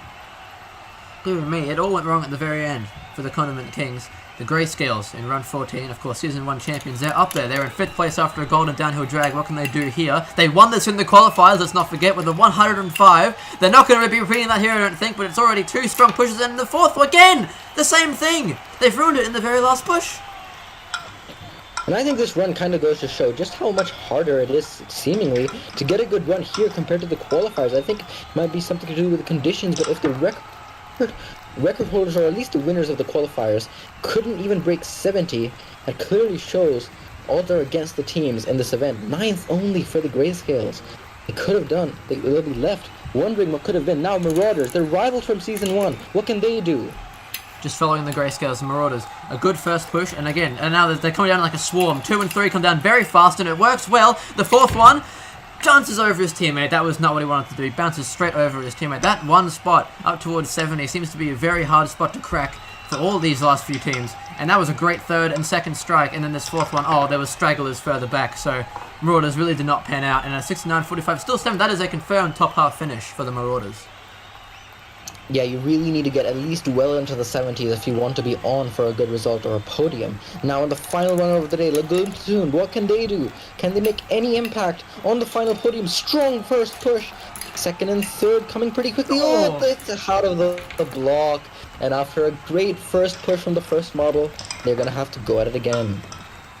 Now, I forgot to mention this, but with Lagoon Platoon in the last event, this means that the Serpent Speeders and the Blue Brigade have locked in podium positions. Unless the Lagoon Platoon can push up and get gold, they're going to stay in first and second. The first two come down very fast. That was an interesting strategy, but it kind of worked out. Third one, they still up against the block, but just overall, oh, a very good anchor, though. That was impressive finish. I'm kind of surprised it's not even 70 after all of that. I think the third marble really dragged it down a bit. The first two, interesting strategy, but I think what they were thinking is they had to get pushes where they were avoiding each other, and they did that, but it's only good enough for 10th after all of that. And so the Blue Brigade will capture gold, and block bumping their strength continues to show. Serpent Speeders as those gets their first medal of the season, and the White Knights in third.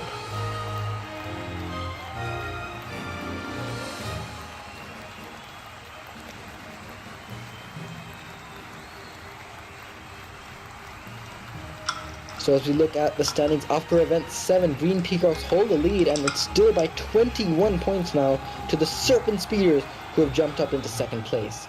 The next event will be the Distance Drag Classic of Tour de... As we near the halfway point in Tour de Endurance Season 3, the Green Peacocks have a 21-point lead over the Serpent Speeders, and there's a further 1 point down to the Party Crashers, but it's very close under them for the final podium spots. In event 8, Distance Drag, a classic event in Tour de Endurance. Of course, I'm Ramen Powder, and I'll be joined by Angus. As per usual, here we got the Expedition Free Show to show us how it's done. But this event is a go-to classic for the home teams these days, because it is just that exciting. Breakfast Burritos, Super Cat's Eyes, Flash Fires, and Royal Blues. You come out onto this plane and you go out as far as you can. Whoever to the top two of distance will go on to the semi-finals, finals, and then the winners of the finals get the gold, silver, and bronze. And here you see Flash Fires just that little bit further than the Royal Blues and the Breakfast Burritos. The Flash Fire, we know that they are capable of pretty good stuff, but they've shown us how it's done, so we're going to get into the main competition. Green Peacocks, Party Crashers, those two teams have done well in this event before.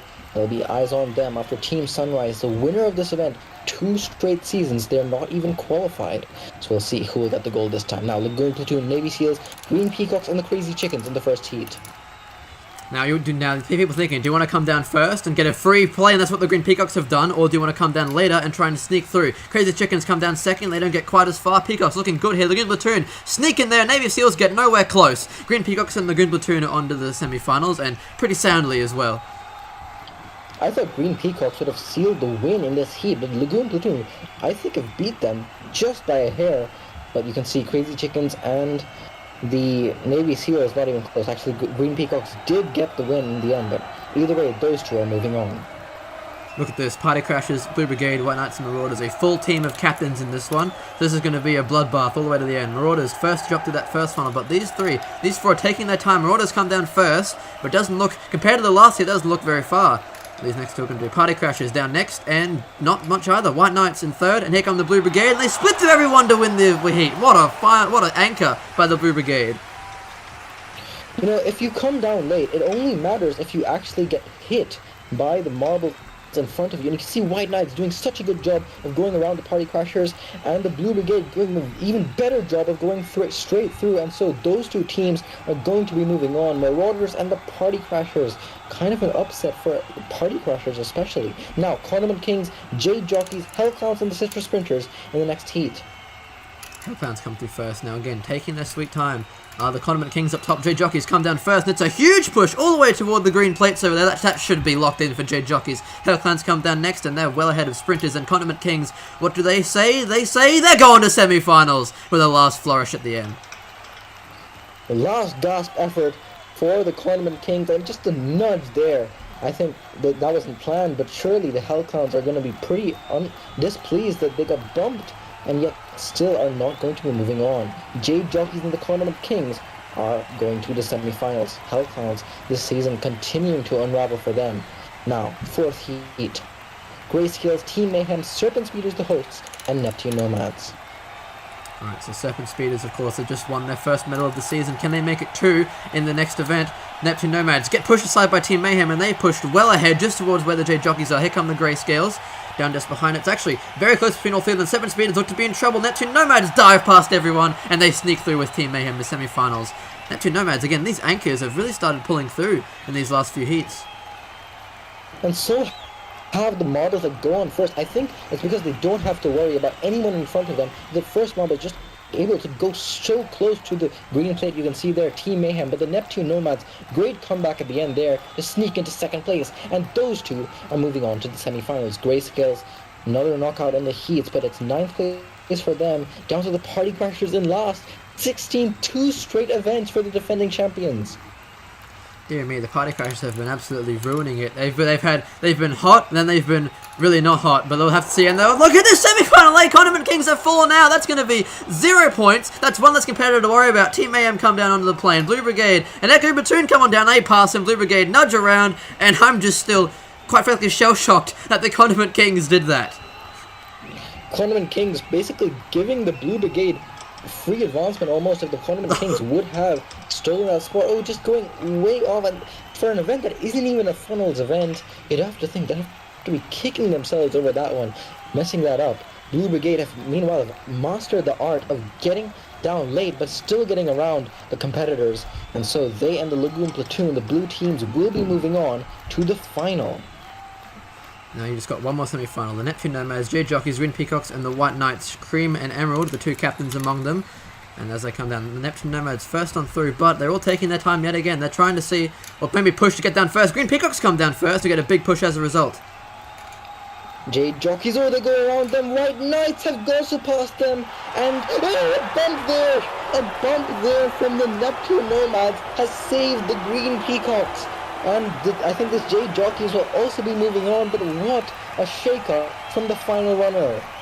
Oh dear, Neptune Nomads has bumped the already massive leading champions into the final. That's going to be another shot at a medal for the Green Peacocks. That would be, I think, their fourth one, sorry. They haven't done that much yet. But Team Mayhem are in 5th place. While Neptune Nomads, with that bump, they've put themselves in 7th, but Team Mayhem best of the rest. We're looking to the final here. Everyone shaking. Will the Green Peacocks do it again in the final with Jade Jockeys, Lagoon Platoon, and the Blue Brigade? I mean, the Green Peacocks, they're probably the #1 seed coming into the event with no Team Sunrise. What can the Blue Brigade do, and Lagoon Platoon? Blue Brigade will come out first. I'm not sure how good that was. Lagoon Platoon will get ahead. What about the other two? Green Peacocks, it won't be good enough for gold. Jade Jockeys, I have no idea between the final 3. Lagoon Platoon, though, will capture gold.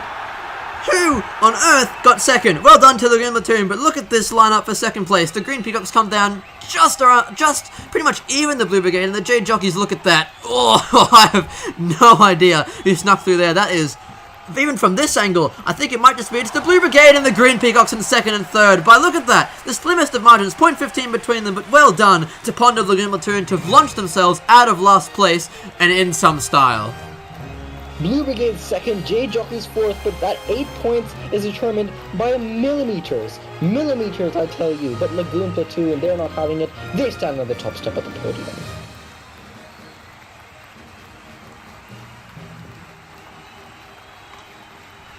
Now after that is a, oh goodness me, a full 25 points for the Green Peacocks. A gold medal will not even catch them. The Green Peacocks have now really pulled away here with Blue Brigade and Condiment Kings in 2nd and 3rd. But we take a short break to look at the B-League in the next. After a brief detour to see the first half of Tour de Endurance's B-League, we are back to the main show. And if you recall from last time, the Green Peacocks have a 25-point lead over the Blue Brigade now, who lead over the Condiment Kings and our current home team, Serpent Speeders. Hellclowns, Party Crashers and Grayscales stalk behind as we're back to the balance battle, I think our final event from the qualifiers. The balance battle, a bit of a different take on balancing. 2 teams going at it, one against each other, and the team with the better overall distance with all 4 of their marbles will be able to advance. It's a bracket event here, and you can see just how difficult the conditions are making it for the teams here. Just from the expedition teams, we can see that. All the pushing and shoving out of the gate is going to attest to some of these scores being quite low. Polar Bears, though, have one, in this instance, have one of their marbles go further. With the mess that we saw at the beginning, does that give them the win? It does, just by 5 centimeters. The thinnest of margins up on the top of that beam can mean all the difference in this event. As the first heat is underway now, the Citrus Sprinters, the winners of this in the qualifiers, and the J Jockeys. J Jockeys have a few. One of them will go down pretty far. Will it be a finisher? No, it won't. It will curl off to the near side, but still, I think the J Jockeys will be able to get the win. Citrus Sprinters, despite a good performance here in the qualifiers, they are going to go off almost all to the far side pretty early. Now you see, there was the J Jockey that remained on. He saw his competition and just pushed him off at 61, pushing the J Jockeys figuratively into the next round as Crazy Chickens and the Serpent Speeders hit the track next. What can they do? It's already looking like dangerous for Serpent Speeders. They had less on at the beginning, but they're going to have one go all the way to the end. Yes, indeed, all the way to the end, and that should, because everyone else fell off so quickly, should be one in for the Serpent Speeders. Yeah, they took it slow and steady, but easy as can be for the Serpent Speeders. I think this finisher will be able to push them into the next round. Serpent Speeders, they kept it cool, they kept it collected with a 130, but you need to be consistent. Crazy Chickens, they managed to have better of their secondary marbles, so they actually got closer than they would have liked. Now, Lagoon Platoon and our championship leaders, the Green Peacocks. Green Peacocks still have 2 on. Lagoon Platoon are going to go off early, and I think Green Peacocks, our championship leaders, are going to be moving on. Disastrous for the Lagoon Platoon. After a great comeback for their into 9th place in the previous event, they're going to have another poor result here. Peacocks get 2 all the way to the end. The 2 on the near lane for the Lagoon Platoon came off immediately for a 13 and a 14, and the rest just couldn't bring it back. So a 252 to a 112, doubling the Lagoon Platoon's score. A bit of a surprise for Lagoon Platoon after doing well in this event in the qualifiers, getting second. Now a very blue heat here. Blue Brigade and the Navy SEALs, 2 of them, one for either team will stay on, but this is the Blue Brigade, 2nd place in the championship. They'll also get a finisher, and I think that will push them into the next round. Oh, it might not though. Navy SEALs had 3 on when Blue Brigade just had 1, so this one's all about consistency. We're going to have to look at what the overall scores say, but Navy SEALs aren't out of this. Blue Brigade didn't do enough with the others, I don't think, and it was a 2. They didn't! They didn't! Despite a finisher, the Navy SEAls are 9 for the first Blue Brigade marble, gets the Navy SEAls to the next round by just 10 points. No consistency whatsoever, and despite a finisher, they won't move on. Now, Condiment Kings, though, look at them. They have 2 on, and I think that surely that should put them in the next round. The other 2 marbles for the Condiment Kings also stay down pretty far, and so the Party Crashers, a team that is trying so desperately to bridge that gap to the top after 2 awful events for them, this is not going to go their way again. Just 115 for them. It's not going to be dead last, but still comfortably behind the Condiment Kings. A great run for them with a 278. That was a great run for the Condiment Kings indeed. Neptune Nomads and the White Knights now are on top of that. Neptune Nomads have 2 on compared to just 1 for the White Knights. It was 3-2 at one point. White Knights, I think, outmatched all the Neptune Nomads, but at the early days, White Knights lost 2 immediately. Neptune Nomads, there you see, more consistent runs for the early runners, and Neptune Nomads had 2 go very fast, so I think they're going to advance pretty comfortably here. White Knights, despite a couple good events lately, their streak's going to be put to an end here. Yeah, Neptune Nomads had that trio. That's so important. Consistency. If you get 3 marbles that get fairly down, that you're going to be in a good position. Now, Marauders and the Grayscales. Rivalry back from Season 1. Grayscales, the winner of the 2 back then, will win out this time around 2 with a finisher just to add insult to injury. The Grayscales should be moving on to the next round. It really is a lot about how you control yourself coming out of the gate, because if you get shoved off by the other team, that's going to leave them to cruise the beam all by themselves without any worries from their opponents. And there you see here, 293 to a 140. That's the best score we've seen from the Grayscales. I think just the best score we've seen in the event so far. And the Hellclowns and Team Mayhem will be the last heat before we push on to quarterfinals. It'll be interesting to see who can advance here. Hellclowns have just 1 left on, but everyone else fell off pretty early. Hellclowns, the other 3 marbles didn't do that great, but all of them fell off at pretty similar places to where Team Mayhem fell off. And so I think just based on that one marble, Hellclowns, yes, they will be moving on. Team Mayhem, not a great run, although none of them got lower than 25. So won't get that last. That will go the way of Lagoon Platoon. Blue Brigade, second place in the championship. They will get the best of the rest, ahead of the White Knights and the Crazy Chickens. But now we get ready for the quarterfinal. J-Jockeys and the Serpent Speeders in the first one. Off they go, and the J-Jockeys are always... Oh, they're all thrown there. That's completely over. Serpent Speeders have gone straight to the semi-finals here. Perhaps a chance at another medal for the home team, but the J-Jockeys just got shoved immediately by the Serpent Speeders. They had the collision strategy in mind there. The Serpent Speeders just clear the competition, get as far as possible, pretty much easily advance. Only 65. That's embarrassing. That is very embarrassing. The hosts are going to be pleased to move on to the semi-finals, although they kind of got it handed to them. But now, Green Peacocks and the Navy Seals. Green Peacocks have 3 off very early, and the Navy Seals 2 on. No one gets close to the finishing area, but it's not going to matter. The Navy Seals with 2 on, and a third one too that stayed on after every single Green Peacock fell off, and that means the championship leaders will be knocked out here just with a 104. Navy Seals moving on to the semis. A sigh of relief from the crowd there, I'm sure. Green Peacocks need to be, quite frankly, caught soon. Otherwise, it's going to become a runaway championship. Neptune Nomads and Condiment Kings, what can they do to compensate for this Green Peacocks elimination? It's going to be a Neptune Nomads victory for sure, if we look at this replay. Condiment Kings nudged off by Neptune Nomads with a couple of self-inflicted wounds in there, but that one just got nudged early on and then just couldn't recalibrate himself back on the beam. 2 Neptune Nomads clearing out the entire Condiment Kings field, and they're also on to semi-finals with a 242 to 126. A lot of the runs getting worse from the heats. I think it's a matter of losing energy, but you can see those 2 Neptune Nomads did get out pretty far down and completely whitewashed have the Grayscales. The Grayscales are completely outmatched the Hellclowns. What happened to the Hellclowns in this heat? Left Ramen a bit speechless at the Grayscales there. They just completely wiped the Hellclowns. Absolutely, that was embarrassing. That might even be worse than the J-Jockeys, and it is 52 for the Hellclowns only. None of their marbles got past 20, whereas all the Grayscales got past 30. Unsurprisingly, Hellclowns get 8th.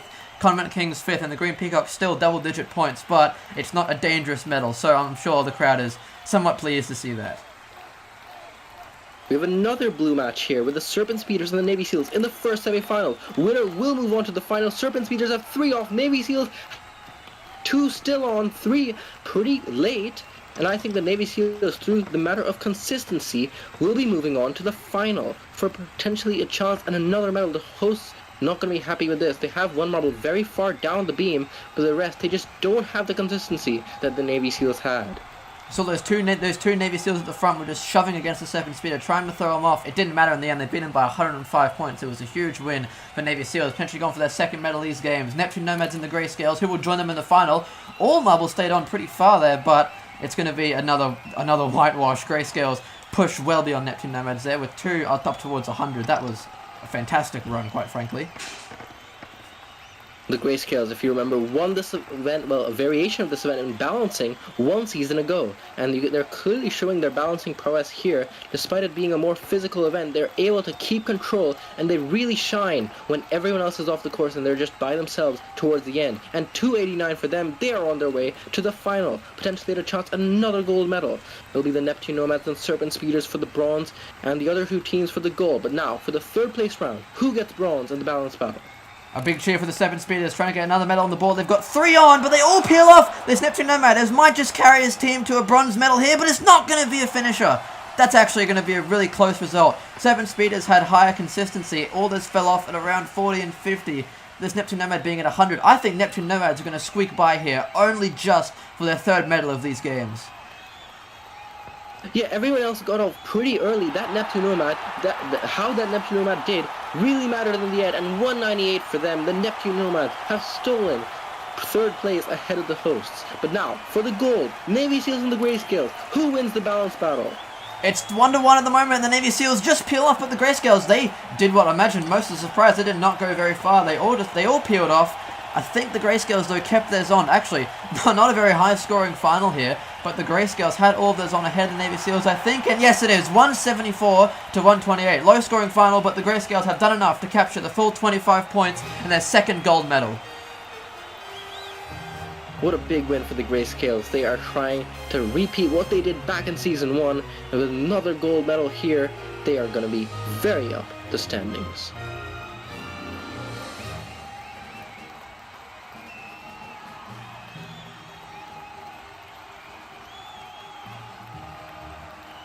Looking at the standings, the Green Peacocks still hold the lead, but it is the Grayscales jumping up 5 spots with that gold medal to 2nd place. Oh, and they're coming Blue Brigade in 3rd and Serpent Speeders in 4th. The next event, a new event, the Funnel Round. As we head to event 10 in Tour de Endurance in Season 3, the Green Peacocks have a sizable lead over the Grayscales, the Season 1 champions, and the Blue Brigade in 3rd. This event, the Funnel Rally, a brand new event in Tour de Endurance.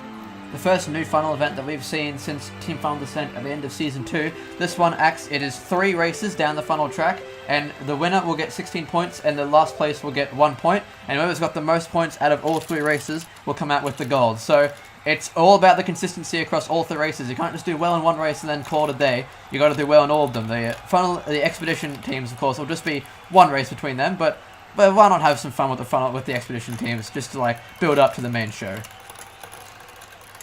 Yeah, so just to be clear, it's 16 for first place, 15 for second, 14 and so on, down to 1 for last place. So you need to be consistent throughout the 3 races. You can see it is the Sky Dragons in the lead there. They drop on through in the second funnel, so you speed up the footage to get things closer to the main show. But we'll see Flashfire's also looking pretty good up there, and yeah.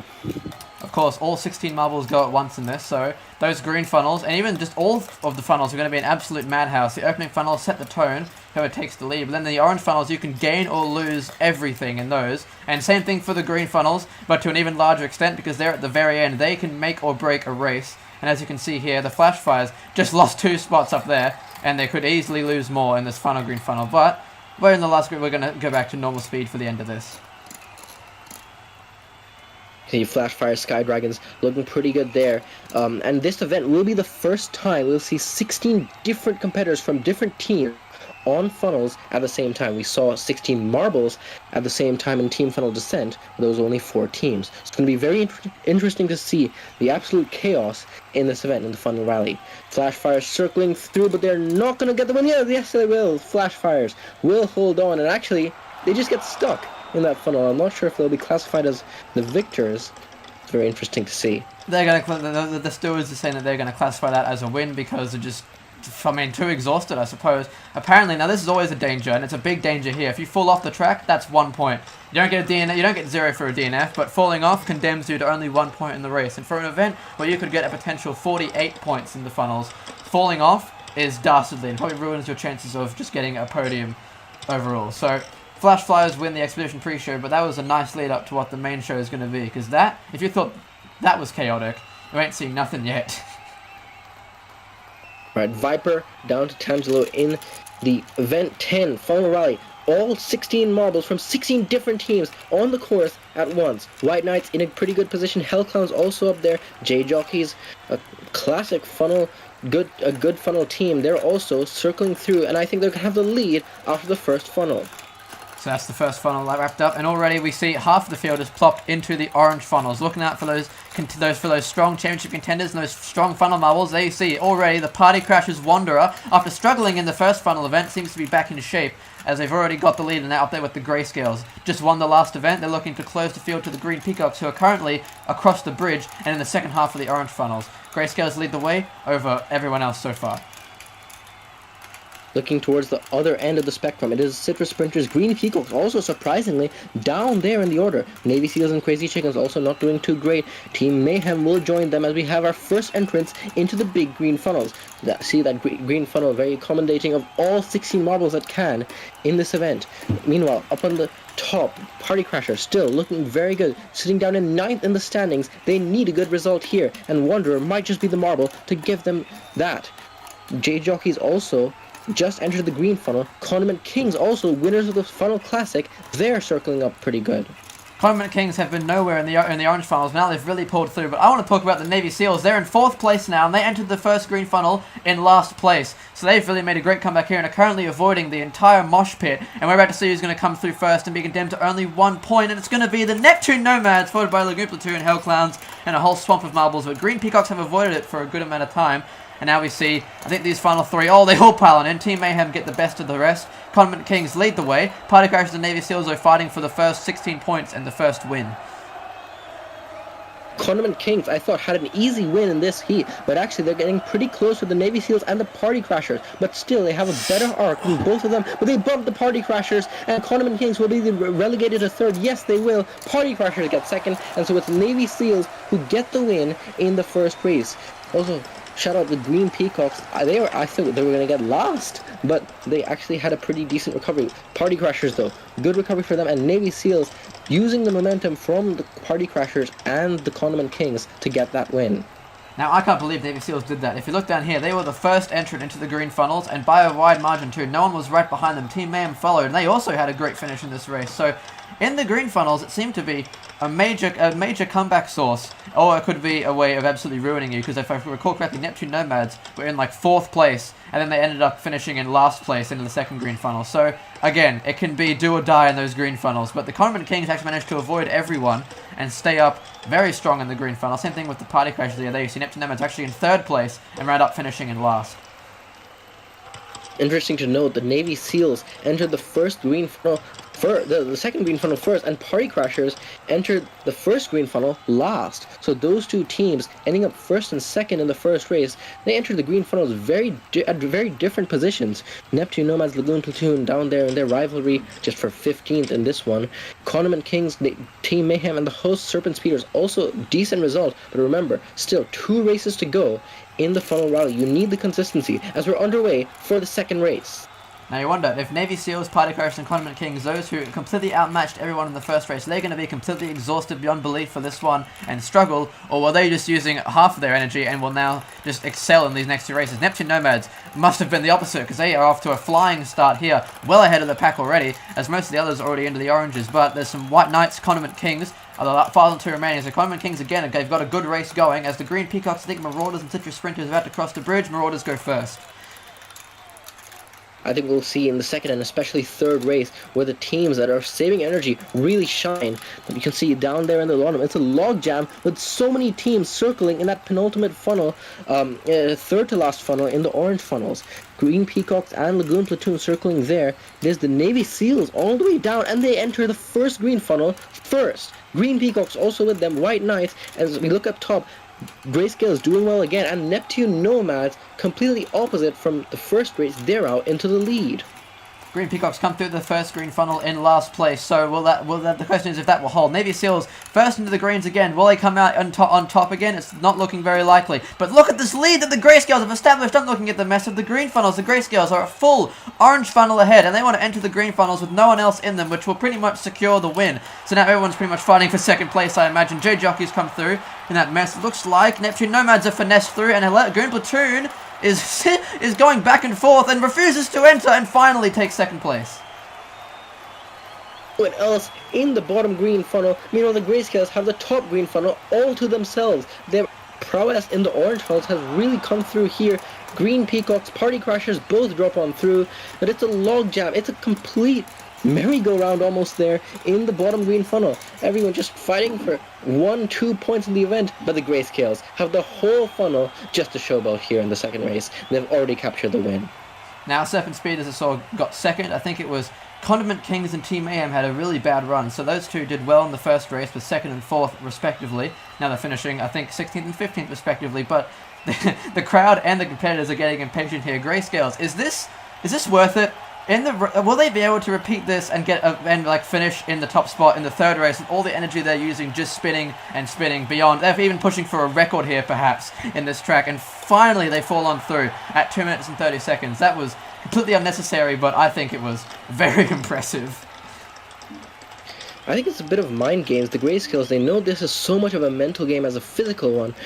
Grayscale's really trying to tell everyone, this is what I can do, and this is what I'm trying to do to get the gold in this event. But we'll see how the teams can do, if they can live up to their skill in the first two races. In the final race, the last chance for teams to take a stab at the medals and the gold. Now, we will get a standings update of this event overall before we go into the final race. But let's have a look at this again. Neptune Nomads are finessed by Lagoon Platoon. And Lagoon Platoon, they spin around it and then just start going back and forth and refuse to enter that funnel before Hellclowns finally collide with them, giving them second place. But then Lagoon Platoon just choked and finished in a really bad spot in the final green funnel. So, again, make or break. Grayscales win. Seven Speeders, Hellclowns, and Jade Jockeys ran out the top four. And there you see Team Mayhem in last place, condemned to just 1 point. What will the overall standings say? So it's the Grayscales that have the lead, but actually they're tied on points with the Serpent Speeders, so whoever comes out on top on those two will come out on top between those two in the event. Navy Seals and the Jade Jockeys also up there in the standings. But still, with linear scoring, a lot of shakeups can still happen in the final race. The last chance for teams to get good points and take a stab at the medals. Jade Jockeys drop on through in the second funnel first. Lagoon Platoon, Party Crashers, a lot of other teams up there looking pretty good. Who will capture the gold and the win in this final race? This is one of those events where you don't know who's won gold until the standing graphic comes on screen. So we'll have to wait till the very end for this one. But all eyes on Grayscales and Seven Speeders. They're tied at the top, and they're 5 points ahead of those of the likes of Navy Seals, who won the first race, Jade Jockeys, who have been consistent. I think the Marauders are also up there. And currently all those teams are doing somewhat alright. They haven't crossed the bridge yet, but it is Party Crashers up top. Third place in the first race, struggled in the second one. If they can win this one, they could be in with a shot, depending on what the other marbles do. But currently the Grayscales are in third place, and the Seven Speeders are below them. That's the big one to look out for, where those two are. They're in the same funnel right now. Grayscales drop on through now. Serpent Speeders, they're in second place right now. Could they be in a spot to get gold in front of their home fans? Of course, Serpent Speeders, they won the final events of both seasons, and Season 1 and Season 2, but both of those events were funnel events, so they clearly have skill in the funnels, but they're back with the Grayscales and still outmatch them in the penultimate orange funnel. Meanwhile, we have a lot of marbles in the green funnels, a lot of them in the second green funnel now. Grayscales have entered, and so have the Serpent Speeders. It's going to be very close. Party Crasher still have the lead, and are the only ones still left in the orange funnel. I think there's a clear gap. There's a clear, what's the word? Like, gap between the top ones and the top ones here. There's a big pile about to fall through. The Marauders coming through in last place, so they've condemned themselves out of it. Still the Jade Jockeys, they have no chance. Navy Seals look to slip on through as well shortly, and those are some big names in this event that have killed themselves out of this event. Party Crashers are up there, but both Grayscales and Seven Speeders are still spinning. What can the Party Crashers, who look in the catbird seat to win this race, say to either of them and potentially beat them? It's going to be very close. Party Crashers still circling ahead of everyone else. Serpent Speeders or Grayscales, who will drop on first? It's going to be close. Everyone else still there. Serpent Speeders will drop on through first. Then it's the Grayscales, but everyone still close. I don't know who's going to get the win. Party Crashers still up there. Green Peacocks, Blue Brigade, who will get the win? It'll be the Green Peacocks, only just between those three teams. I know we've seen that a few times in recent events, but Green Peacocks do come out on top. The championship leaders will get something out of this, jumping themselves up into those final standings with a very nice 16 points to close it out. But with Grayscales being the Serpent Speeders, they will beat them overall, but it's all eyes on the Party Crashers. Did the Party Crashers do enough to potentially beat both of them or one of them? But I'm pretty confident most can say those three will be our podium finishers. The order's just set to be determined. Oh, Serpent Speeders going to be not happy with this. They know that they won't beat the Grayscales, but what about the Party Crashers? Will the Party Crashers relegate both or just one of them to third? Party Crashers, you can see how much of a good lead they had, but then they just lost it in the final funnel, still holding on for third in this race. What about in the overall? They will outscore Grayscales by 3 points. Is it going to be enough though? I don't think it was. I think it was like Marauders and Jade Jockeys and fun. There you see! The Party Crashers will get third place, condemning Grayscales to gold and Serpent Speeders. The home team does get a second silver, but that is still a bummer for the Serpent Speeders. One off again of the gold medal spot.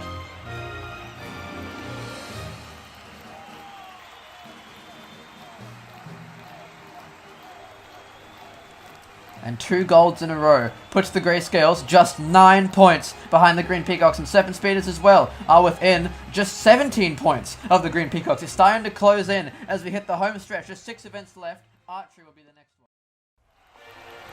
After 2 golds in 2 events, the first time we've ever seen this in Tour de Endurance, the Grayscales are just 9 points behind the Green Peacocks, the smallest their lead has been since they took the lead back in Event 4. Serpent Speeders are also within a gold medal strike of them, as we have In event 11, the archery, the opening event of Season 2 returns to begin the home stretch of Season 3. We'll see the Stargazers showing us how it's done. In the Expedition pre-show, you can see marbles trying to get out of each other's way because the marbles can influence each other. They're trying to get as close to that white block in the middle as possible. That's the bullseye, 10 points. On either side of it, the light blue block's 8 points, dark blue 6, then it's 5, 4, 3, 2, and 1 as they get further away from the center. Each marble will get a single score for themselves, and the total score will determine the team score. We're going to go in reverse championship order with Team Mayhem sitting down in 16th place in the championship, all the way down to Green Peacocks in first. Team Mayhem will show us how it's done in the main competition in run 1. And we go underway. The orange funnel chute to exit is not completely like the same size as the marbles are, so you can swerve in all directions, and as Team Mayhem have proved, you can come out of that ramp in a terrible angle, and they all came out to the left side, so they finished in. All of them are pretty far away from the bullseye, which will result in an overall paltry score. One of them does get an 8, so that's not too bad, but overall 23, that's a full 7 behind the Stargazers. They're not even a primary contender, so Team Mayhem are not looking too hot early on. Crazy Chickens in second, though. Can they try and improve? Yeah, I don't think they'll have to do too much to improve on Team Mayhem's run, but also to the left side, what can the other marbles do? Also curling to the left side, second and third marble, and the fourth marble. Both of the opening two teams have all went to the left side. I'm not sure if they're conditioned well coming out of the funnel, because I think these teams are fairly precise, just not accurate whatsoever. If they were closer to the right, have much better runs, and it's not. It's only 21 for the Crazy Chickens. Bit of a surprise too. Opening runs weren't great. What can the Marauders do to try and follow it up and get a much better score than what they did? Marauders first runner, it's very close to a bullseye, but that might be evened out to a 9 between the white and the light blue. Second one peels far off. Third one is alright, and here comes the final runner. It's right down the center, and it's a bullseye. That's a great run for the Marauders. Marauders are veterans, and their experience is really shining here over the other two teams at the bottom of the standings. The first marble wasn't great, but after that they had much better runs, and it's a 29 for them. Solid run, high 20s is where you want to be in this event. Lagoon Platoon now, coming off 2 dead lasts after a first before that. What can they do? They need to get a resurgence right now. All the marbles are swerving off well to the side, aside from the first one. Here comes the last one, and it's also well out of the way. So Lagoon Platoon, that's another poor run in this event, and another just poor event for Lagoon Platoon. They've taken an absolute thrashing outside of their few good runs in this tournament so far. I don't know if it'll end up in another last place, but it's certainly not going to be a good finish for the fellas, and it's only going to be 4th place, 19.5. Yeah, they were just not accurate whatsoever, spread across the left and the right. Now, Jade Jockeys in the 5th run, what can they do? Haven't set the world alight on their return to Tour d'Endurance, peeling off to the right side, all 3 of the first 3 marbles. The last one will be close to a bullseye.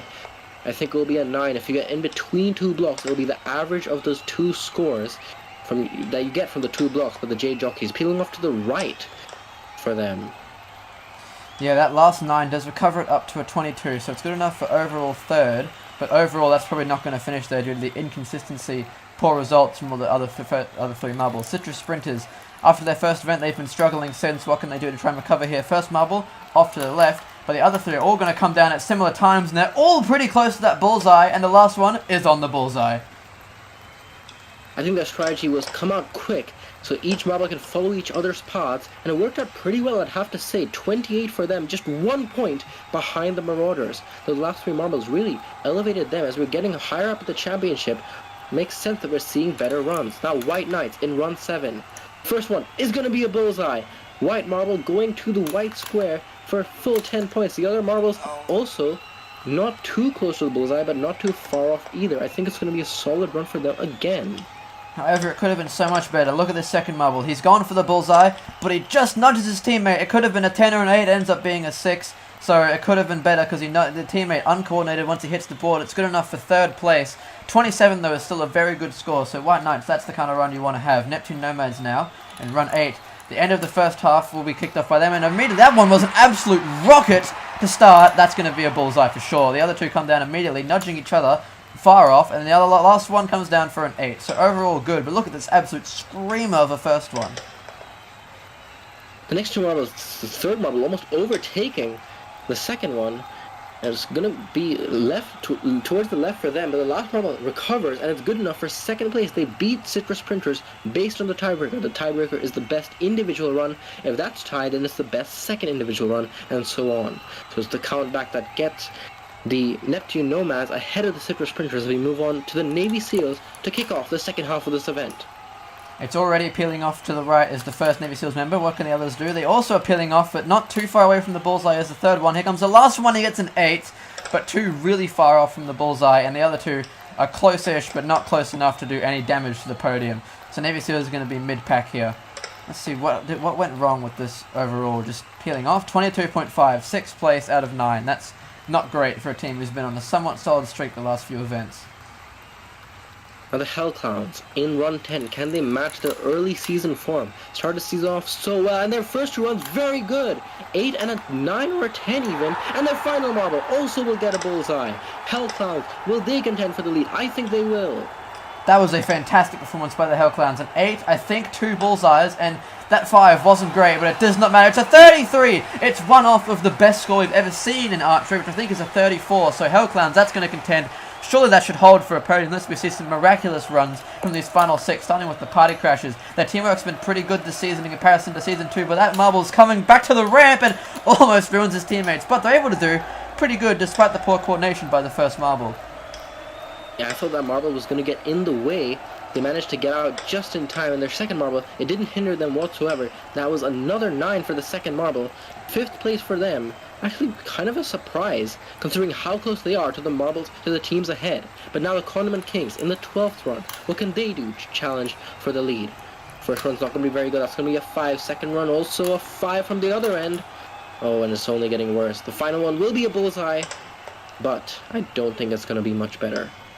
Yeah, that was actually a complete disaster for the Condiment Kings. The first 2 peel off to different directions, but then look at this third one. This third one, not many noticed this. He hits his teammate and completely misses the target. That's a 0. The first 0 we'll ever see in Tour de Endurance Archery, and probably won't see it for a while. So that's only 20 points, all the way down there in second to last of the Condiment Kings. The Blue Brigade, I don't think they'll do something as drastic as that, but so far, the first run peels off in a similar situation as the Condiment Kings, but the others are getting closer to the bullseye. This last one just peels off from a blue, and that's going to be a mid-pack run for the Blue Brigade, who were seated very well in this event, so they're going to be kicking themselves after that.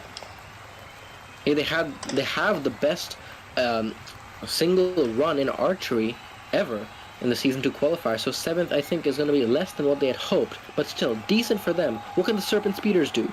Run 14 sitting in 3rd in the championship. Can they challenge for another podium? First marble peels off well to the side. Second one does the same thing. I don't even know what went wrong with that second one. He looked like he was going down the middle, but then just uncoordination throws him off far to the right, and that's going to be like a 5 or a 6, and what could have been a 10 is going to really drag their score down. The third and fourth ones, I wasn't paying attention to them. I was just so shocked by the second one. Also not great, and only 9th place for the third team in the championship that could contend with the Green Peacock soon. Only 9th place. Grayscales next. What will these last 2 do? The 2 big important ones. Grayscales, of course, coming off 2 gold. Can they get 3 for 3? But they did get last place in this event one season ago. Oh, it's not looking coordinated whatsoever. The last marble will get a 6. For the other 3 marbles, this is not going to be a 3rd gold in a row whatsoever. It's not even going to contend for a podium. What happened to the Grayscales? Oh dear, I think it was that third one.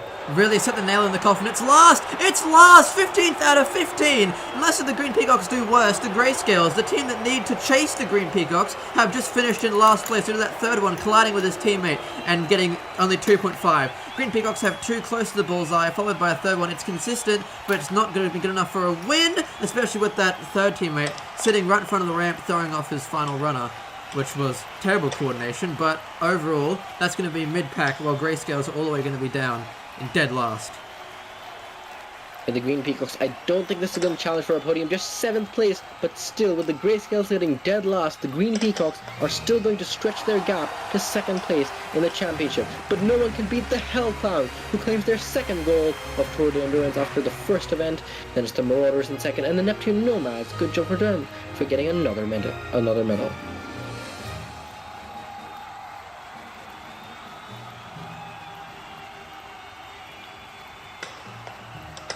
And So now the Green Peacocks have doubled their lead. It was 9 points, now it's back up to 18. Grayscales and Serpent Speeders and Hellclowns now back up into 4th place, all just within 6 points of each other. So the battle for chasing the Green Peacocks is close, but the star event, Big Tower... In an event that has been hyped up since the very beginning, Event 12, Big Tower. By this point, this would be the finale of the previous seasons, but in this season, it's Event 16, and with the Green Peacocks having a sizable lead, other teams are going to be pretty happy to have those extra events to catch up.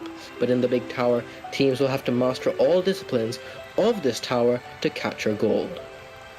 There are 4 different sections to this tower, and we're going to talk you through all of them as the Expedition pre-show goes along. You can just see, it is called the Big Tower for a reason. It is absolutely towering over the crowd and the competitors. Ash Rises, Cherry Blossoms, Team Cameo, and Sky Dragons have bravely put their hands up to give it a try. In this opening section, that opening funnel just sets the tone for the race. It really does not leave you, it leaves you far behind, but there's so much space to catch up, and then there's more going on behind there. That first section sets the tone, then you got what I call the funnel maze, which snakes you through several different routes. Some are faster than others, but some are more dangerous than others. Cherry Blossoms and Team Cameo there taking alternate routes. You can see after the funnel, oh, what was that? From the Ash Riser just completely bounding over the wall. That is a strategy teams might have to take as they descend down this big tower. It's going to be very interesting to see what teams can do. Sky Scouts also there in the back as these marbles descend down from various paths as they go down the gravel tracks to end the course. Cherry Blossoms and the Ash Risers. Who's going to get it? It's going to be close. Cherry Blossoms just out in front, and they will hold out to win the race, and the Ash Risers will get second place. We saw Team Cameo fell off the course. That is also a very likely risk with this track. There's several spots to fall off, but we have heard that there's going to be put some more walls up for the official run. There's Team Cameo's fall. But that second and third section is all about just finding the right way to go and mastering your direction. Team Cameo took the faster, riskier route, while Cherry Blossoms went the slower way. Look at the Ash Riders here, just went straight through the funnel. That was perfect. You want to do that as much as possible, as this is the one event where you don't want to go slow on the funnels. The funnels are conditioned so that it's beneficial to get a good launch and get straight into the hole, as opposed to the funnel events where the goal is to stay in as far as possible. You can see this gravel tracks course. Models must be gassed by the time they reach this point, but it's still unforgiving for teams that don't do well in it. And we're going to see that in the main event. So we get ready. These expedition teams very brave to try it out, but now we're going to get ready for the main event with the Party Crashers, Condiment Kings, Neptune Nomads, and the Hell Clowns starting us off. And we get rolling into the first funnel. Plenty of time up here. There's no time to rush. It's going to be the Hellclowns to take their bidding into the track first. Neptune Nomads come down second. Some teams, you can see the hesitation to make their start down this course as Condiment Kings really behind, but of course plenty of time to catch up. Party Crashers have already got second place, and they take the slower route. While the Hellclowns follow them, we'll go for the faster route. There's such long races. Party Crashers, though, well out in front despite taking the slower route. Party Crashers have a sizable lead, but don't underestimate the other marbles' chances in this event to catch up. Party Crashers trying to get in that hole, but they're struggling a bit. Hell Clowns and Neptune Nomads have both caught up. Party Crashers do manage to hold second place, but it's going to be close as they descend down the blue and orange course. It's going to be, who's it going to be going to the gravel tracks? It is the Party Crashers still out in front. Hell Clowns in second place. Will the other two catch up? It's going to be they need a massive effort from the Neptune Nomads to catch up to them. Party Crashers come across in a sizable lead, and Hellclowns will state in second place pretty clearly. Neptune Nomads in third. Condiment Kings never really were in that race, they just couldn't find the right way down the course. Now let's see how that race transpired. Hellclowns were out the quickest. Neptune Nomads and Party Crashers followed suit, but it was a great run back from the Party Crashers in that section to catch right up to first place, and they just held it. But I don't know what happened to them in the green funnel. I'll have to see that again. Yeah, I think after they saw the other two marbles catch up, they really woke up and got going in the next section. You can see the section after the green funnel is all about choosing your right line. You don't really see overtaking on the same lane because it's just one lane, but it's all about taking the right line. Party Crashers managed to do that to perfection, going from second to first to have a great path to advancement. Hellclowns taking that route on the top of the gravel tracks, but they and the Party Crashers will be moving on. And already you can see just how huge this event is. Navy Seals, the Good Platoon, Marauders, and the Green Peacocks next to go. Green Peacocks championship leaders in last place. What can they do here? Immediately, the Good Platoon are the first ones to drop on through, and they're soaring ahead as Navy Seals, Marauders, and Green Peacocks are now in the catch-up seat. In fact, the Green Platoon have already rocketed into the next part of the course. The Green Platoon already descended past the first funnel. Navy SEALs and the rest also trying to catch up. But the other three marbles, it's a three-marble battle for the last transfer spot. It is the Lagoon Platoon stretching their gap. They have easy advancement, it looks like. The other three marbles dueling higher up the course. Lagoon Platoon, they might going for a record here. I don't think there's much of a record here because this event is a once-in-a-lifetime experience. Lagoon Platoon all the way across before it leaves 40 seconds. Navy SEALs and Marauders and Navy SEALs now fighting for second place. The Green Peacocks got swallowed in the back, but Marauders are in front with a little shoulder to the Navy SEALs. And will they hold it? It looks like they will, yes. Marauders will clearly cruise across the line for second place. Navy SEALs, in fact, get stuck right at the end. That's actually not going to be good for them because they're losing out points on the Green Peacocks and potentially other teams. Green Peacocks were nowhere in this whole heat, and that means the championship leaders are knocked out pivotally for the other teams, like the Grayscales and the other teams that are trying to catch up. But still, huge win for Lagoon Platoon. They're trying to bring their season, put it back on course. Navy SEALs contending for second place with the Marauders, but Marauders comfortably ahead by the time we reach the end. Green Peacocks must have found the wrong path in the orange and blue tower because Marauders here, they could have lost it, but they shoved the Navy SEALs there, and then it just throws off their line for the whole Garratrax, and that lets the Marauders cruise their way to second place with the proud captain of the Lagoon Platoon after a race like that. 39.94 compared to 52nd runners. And the Lagoon Platoon and Marauders are moving on to the next round. It seems like a battle of the underdogs in this event so far, as we move on to Heat 3, and there's the Grayscales. All eyes are on them. Can they do something to attack the Green Peacocks in this event? Yeah, they need to capitalize here with the Green Peacocks knocked out. What can Team Mayhem, the White Knights, and the Jade Jockeys do to spoil their party? Jade Jockeys out in front. They are good in the funnels, but you don't want to be good at staying in the funnels in this event. It is Team Mayhem. Grayscale is also pretty close behind. White Knights do have catching up to do. Jade Jockey is slowly descending down that track, but they are still entering the orange and blue section first. Then it's Team Mayhem. Grayscales, where are they? Are they going to catch up? A huge, widespread array of the field here. Jade Jockeys into the Garratrax while Team Mayhem and Grayscales, I imagine, fighting in the tower. Now, there's Team Mayhem. They just went through the loop and jumping into the Garratrax now, and they've crashed! They've gone overboard! It's now on the Grayscales. Wait, no, they've lost it! The White Knights have passed them while the camera was panning away to the lead battle, and the White Knights have taken this from the Grayscales. That's if they get stuck, which is unlikely. But the White Knights are just going to sneak through, and the Grayscales and the Green Peacocks are both out of this event. The Grayscales were handed an opportunity by Team Mayhem, who just went off the course. A complete disaster for them, but the Grayscales are still knocked out and won't be making good ground on the Green Peacocks, if any. Team Mayhem, meanwhile, what did they do? They were in a transfer position and just lost it. I mean, I guess it's the story of the season for them. White Knights in last right now in the replay. You'll see them great comeback in the blue and orange section. They must have had a good run in that section because Team Mayhem struggled to find the funnel, but they did find it just as Jade Jockeys entered the Garratrax. And this is the pivotal moment. They take the loop perfectly, and no one else is even close to them while White Knights and Grayscales duel higher up. And there it is! They just missed the wall and they slip off overboard, and the White Knights, Halbert and Verdant, pretty much just finishing the course, got them advancement there, which shouldn't be too surprising. This tower is daunting as we move on to the final heat of this so far blockbuster event. If you can avoid getting held up in one place for too long or just going off like Team Mayhem did, you're already doing half the battle. As you can see, teams very close in this third heat. It is Crazy Chickens out in front. Sizable lead actually after it was looking pretty close earlier on. Citrus Sprinters and Blue Brigade coming there, but they can't get past the Crazy Chickens right now. Crazy Chickens look like they're going to have the lead. They can just keep it. Actually, Citrus Sprinters closing in, but Crazy Chickens... Oh, Blue Brigade! What happened? Blue Brigade saw that Crazy Chicken Sprinters were well out in front, so they took the riskier, faster route, and that's why it is the riskier, faster route, because you can miss it completely, and Blue Brigade, that's going to be 0 points. The Seven Speeders got stuck higher up the course, but I think they are still moving, and yeah, there they are. They're still well behind. Citrus Sprinters and Crazy Chickens are going to cruise their way to advancement here, and several top contenders in this tournament are out. It is going to be indeed a battle of the underdogs going into the semi-finals, like Seven Speeders. They may have also gotten stuck. It's a really good battle for the lead. It didn't really matter too much. Both of these teams, Citrus Sprinters and the Crazy Chickens, are going to be moving on. But still, if we see that kind of battling later on in the event, it's going to be very exciting. Blue Brigade, they took the risk. It was not calculated enough, and they are getting 0 points from this event. They're also another team high up in the order trying to catch up, but they are not going to. And Serpent Speed is just nowhere to be seen for the whole heat. Yeah, Citrus Sprinters and Crazy Chickens just like met in the middle there. Serpent Speeders, they had their moment up there in the tower, but it was nowhere near enough. Citrus Sprinters and Crazy Chickens advanced very easily there, as both the others, in fact, they did crash, did the Serpent Speeders. They must have fallen off. And yeah, there they are, off to the side there. That was a pretty large fall, but the Green Peacocks, they got the best of the rest, while Grayscales only get 11th. So that's 2 more points gained on the Grayscales of the Green Peacocks as we move on to the semi-finals.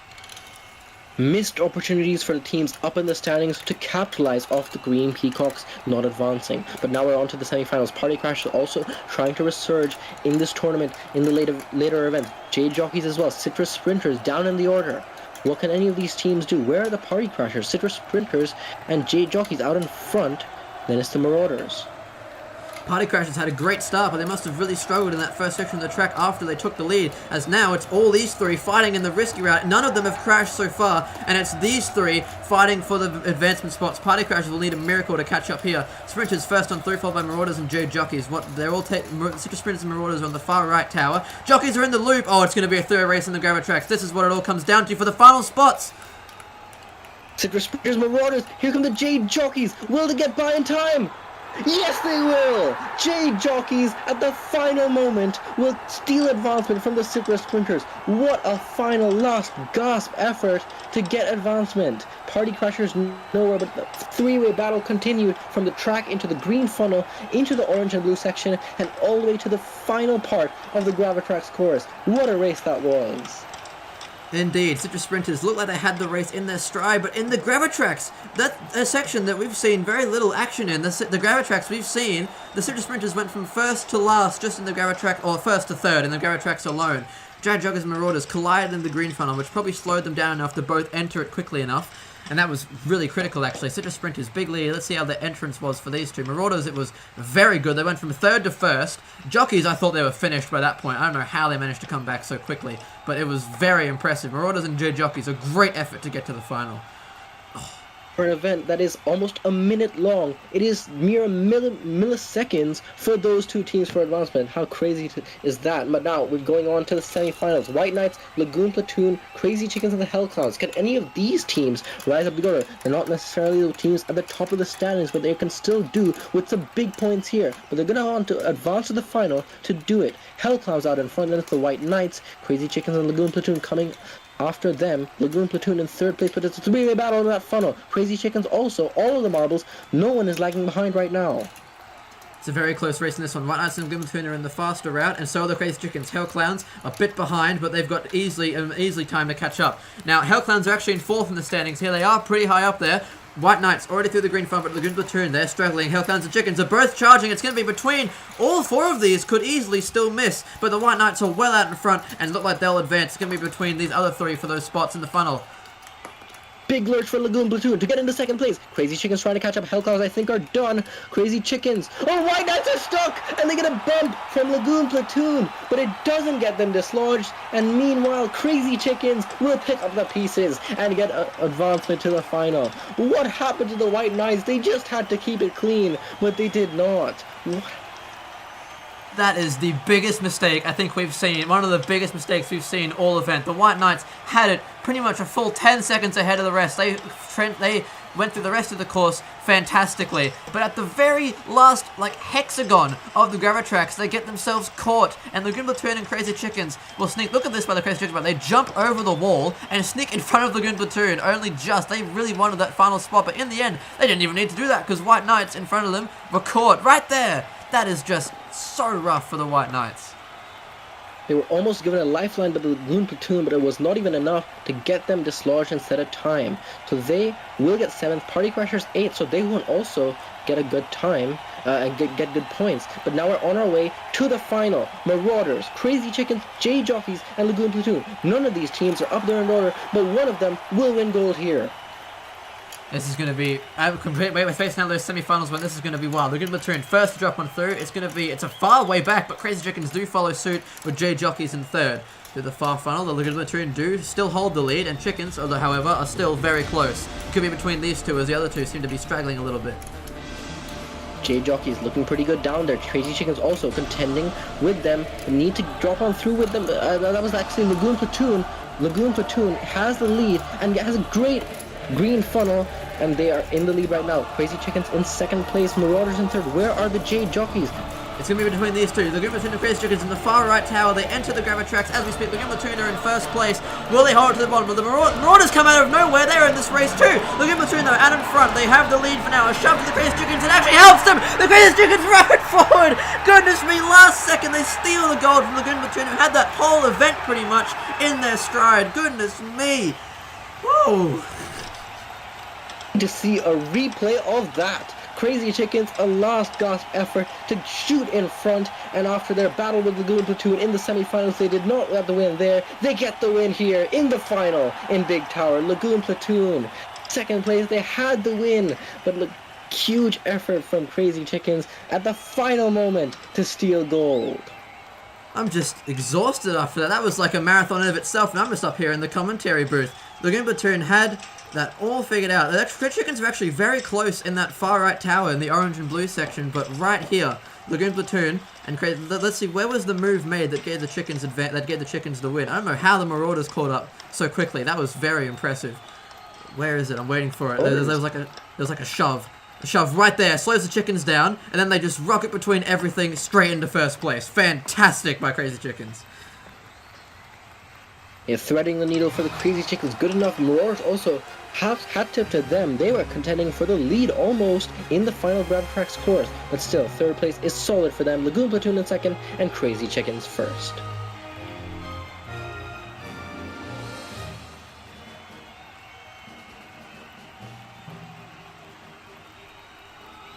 So Green Peacocks still have a sizable lead, 20 points ahead of the Grayscales. Hellclowns up into third, Serpent Speeders drop to fourth, Blue Brigade and the Party Crashers in the next positions. The next event will be the Team Funnel Descent, the finale of Season 2, back for Season 3. With the expansion of Tour de Endurance Season 3 going from 12 events to 16, we have our first event 13 in Tour de Endurance history, with this time the Team Funnel Descent, the blockbuster finale of Season 2, returning to begin the expansion for Season 3. At this point in time, the Green Peacocks have a 20-point lead over the Grayscales, or only a further one over a resurgent of late, Hellclowns. So in the Team Funnel Descent, if you don't remember from last season, it's heats of 4, where all 16 marbles from 4 different teams will go down this course.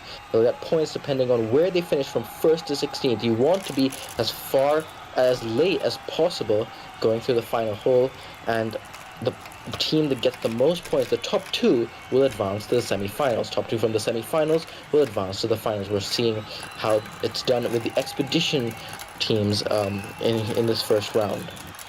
So it's essentially, it's the funnel rally that we saw earlier, but this time instead of all 16, it's just 4 teams amongst 4 different competitors, and it's cumulative totals. So you see Sky Dragons, Bone Rattlers, Super Cat's Eyes and Breakfast Doritos are having a crack at it, and this time it's just going to be the full thing. And you can see all the different strategies. You can have one marble fall down earlier and try and knock others down like the Super Cat's Eyes are doing, while the others excel up top, or you can just have a couple fly up as best they can and just wing it like the Breakfast Doritos are currently doing. And Super Cat's Eyes, who at some point in time though, they had top 2 in the race. And then you see there are now 2 green funnels in this version compared to Season 2, which only had 1. So this is just going to allow for even more chaos and potentially comebacks in the final part of this race.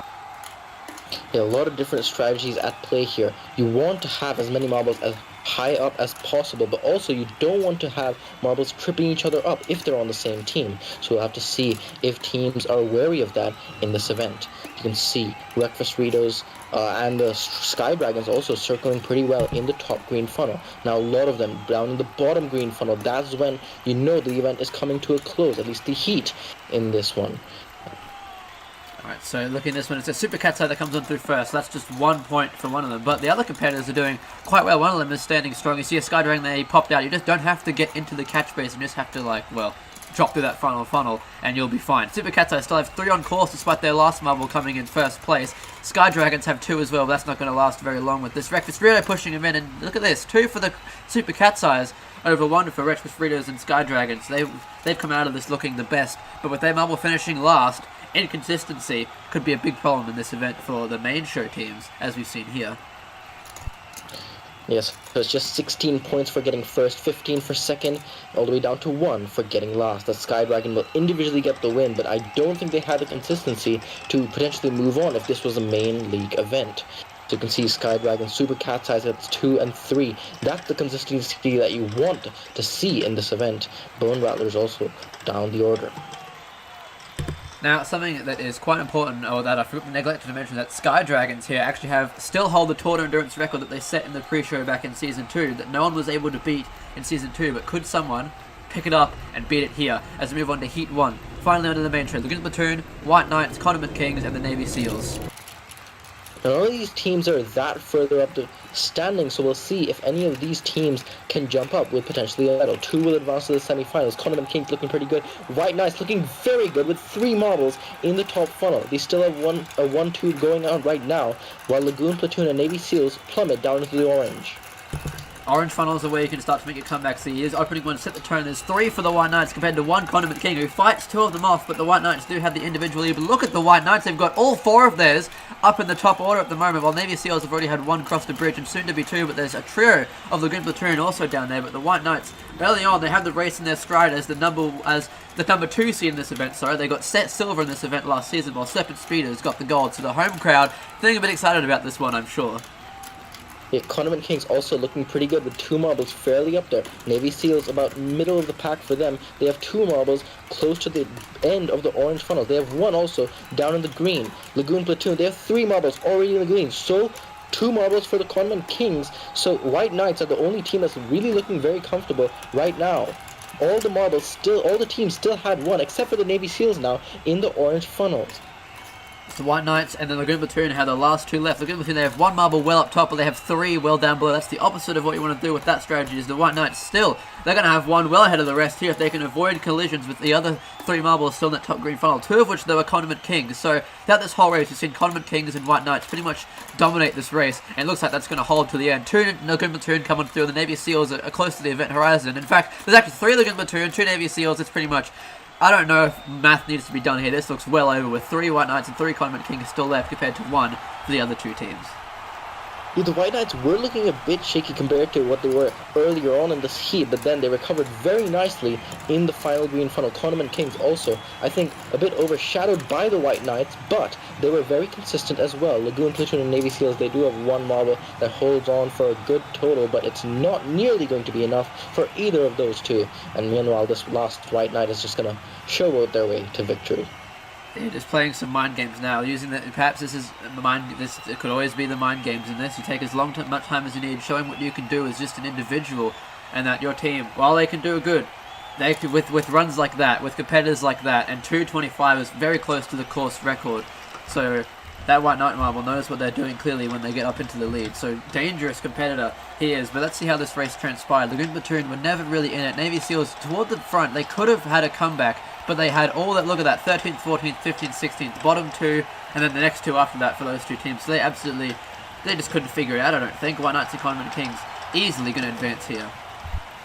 Disappointing for Lagoon Platoon. After a great result in the last event, they were hoping to put their season back on track, but it's not going to happen whatsoever in this event. White Knights and Condiment Kings, though, those 2 are going to be hoping to get medals. They have to get through the semi-finals. We're seeing some more replays. Look at how many Navy SEALs and Lagoon Platoon were already done and spinning very close to the event horizon. Meanwhile, later in the replay, all the Condiment Kings and White Knights pretty much were up there. So easily 42 for both those teams, comfortably going to be moving on. A tie in the first heat between White Knights and Condiment Kings with very good scores. That is a very good tone set of how this event's going to go. The Marauders, Hell Clowns, Citrus Sprinters, and Crazy Chickens are next to run. So, Marauders are on a 2-medal streak. They're back in the game after some rough form for some of the Season 1 veterans. And now they've got 2 in a row. Can they make it 3 in a row here? Citrus Sprinters, Crazy Chickens, of course, just 1 gold, so they're also looking to continue their streak. And Citrus Sprinters and the Hell Clowns are just looking for a good result. Hell Clowns as well, they're in 3rd place. So if Green Peacocks or Grayscales don't advance, it's big for the Hell Clowns.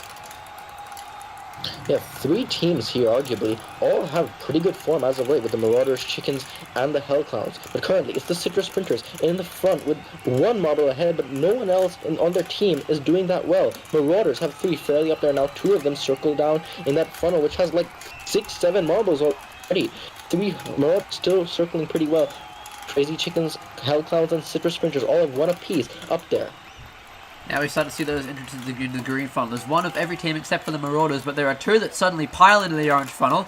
And now there's 2 Hell Clowns, 2 Marauders, a couple of chickens in the orange. But you see, Citrus Sprinters, they've made a great comeback. There are still 3 of the Citrus Sprinters in the orange funnel. Now it's 2 of every team except for the Hell Clowns, who have all 4 of their marbles in the green. That is not what you want to do. The Citrus Sprinters, a crazy angle by one of their competitors, and suddenly they seem like they're out of the race again. But the Marauders are looking pretty strong, as are the Crazy Chickens and Citrus Sprinters. Again, the Hell Clowns look to be in a dire situation here, as I think one of their marbles, I don't see them on the track. That's another one! There's only 2 Hell Clowns members still on the track. Oh, this is absolute disaster for the Hell Clowns. 3rd place in the championship. 2 of them are circling, about to fall on through, but the other 2 are nowhere to be seen. Meanwhile, Citrus Sprinters have 3, circling very close. Marauders look in a very good position, and so do the Crazy Chickens. They have 1, leading everyone. The other 2 have finished, but I think Marauders have easy advancement here. All 4 of them still circling in the final funnel. This is absolutely phenomenal from the Marauders. They've had all their marbles up in the top 6, and 3 of them are going to get in the top 4. Will it be a top 3 with a Citrus Sprinter? No, he fends off 1, 2 of them, and the Marauders, what could have been the finest run we've ever seen, is just fizzled out. That is still easily above 50, and an easy advancement for the Marauders. But who moved on with them? I think we can safely say the Hell Clowns are out of the equation with 2 DNFs that we didn't see. But Crazy Chickens at one point had top 2 in the green funnels, and Citrus Sprinters were consistently in the mix. But we'll have to see between those 2 with the overall results who's moving on with the Marauders. Yeah, that's the big question, because Marauders, I think, undoubtedly are going to be moving on, but Citrus Sprinters or Crazy Chickens, both of these teams need good results, and one of them will be able to advance. You can see Hell Clowns, they have 4 circling in the green funnel, and where did they go? You can see 2 of them going in the green funnel there, and 2 of them DNFing at the bottom. Hell Clowns definitely not moving on. Crazy Chickens, I think, are a bit worse off than the Citrus Sprinters. Oh, there you can see the Hell Clowns just plummeting. It's exactly what you don't want to do in this event. Just falling through the foundation upon exiting through the green funnel, that is completely their fault. That is a big misstep from 2 Hell Clowns members. The fact that they both did it is really rough. But as you can see, the Crazy Chickens have 3 down there compared to just... And then there's 3 for the Citrus Sprinters. It might have been all dependent on that last Citrus Sprinter fending off half the Marauders, and it is. It's 54 for the Marauders. As I said earlier, that record by the Sky Dragons has just been shattered with that fantastic Marauders run. The Citrus Sprinters, by a wider margin than I thought, will move on with them. But holy cow from the Marauders, that is just unreal. And now we're getting into the next heat. This is going to be very interesting. Our championship leaders, the Green Peacocks here, but so are the Serpent Speeders, the winners of this event last season, and their rivals, Green Peacocks, the Party Crashers. Also Team Mayhem, who is down in the standings. They need a good result as well. But who's going to advance here? All eyes are on the Green Peacocks to see if they can be knocked out in this event to make this championship a bit closer. Team Mayhem have multiple circling up there. Green Peacocks also have 1. Party Crashers also had 1. They dropped on through. Green Peacocks have the lead individually, but I think Serpent Speeders and Team Mayhem are looking pretty good as a team. Team Mayhem, the unfortunate odd one out here. You've got 2 big rivals who are both up there, and the Serpent Speeders, who are the home team, also doing very good. Then you've got Team Mayhem, who have really struggled this season.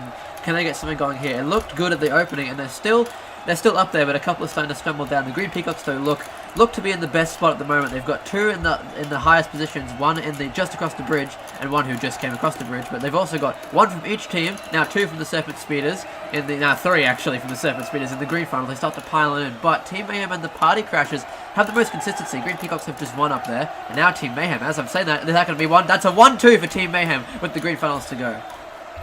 This is the best Team Mayhem's looked all season. If they can keep this clean, they should be able to advance. They also have 2 down there in the bottom. Serpent Speeders have 3. Party Crashers also have 3. Those 2 teams need to circle on through for a long time in that last funnel if they want any chance at advancing. Green Peacocks, meanwhile, have 2 in the top funnel, pushing that Team Mayhem model down. They will have the only 2 in that green funnel, but they plummet down pretty quickly. Now almost everyone in the final green funnel. Serpent Speeders also circling through.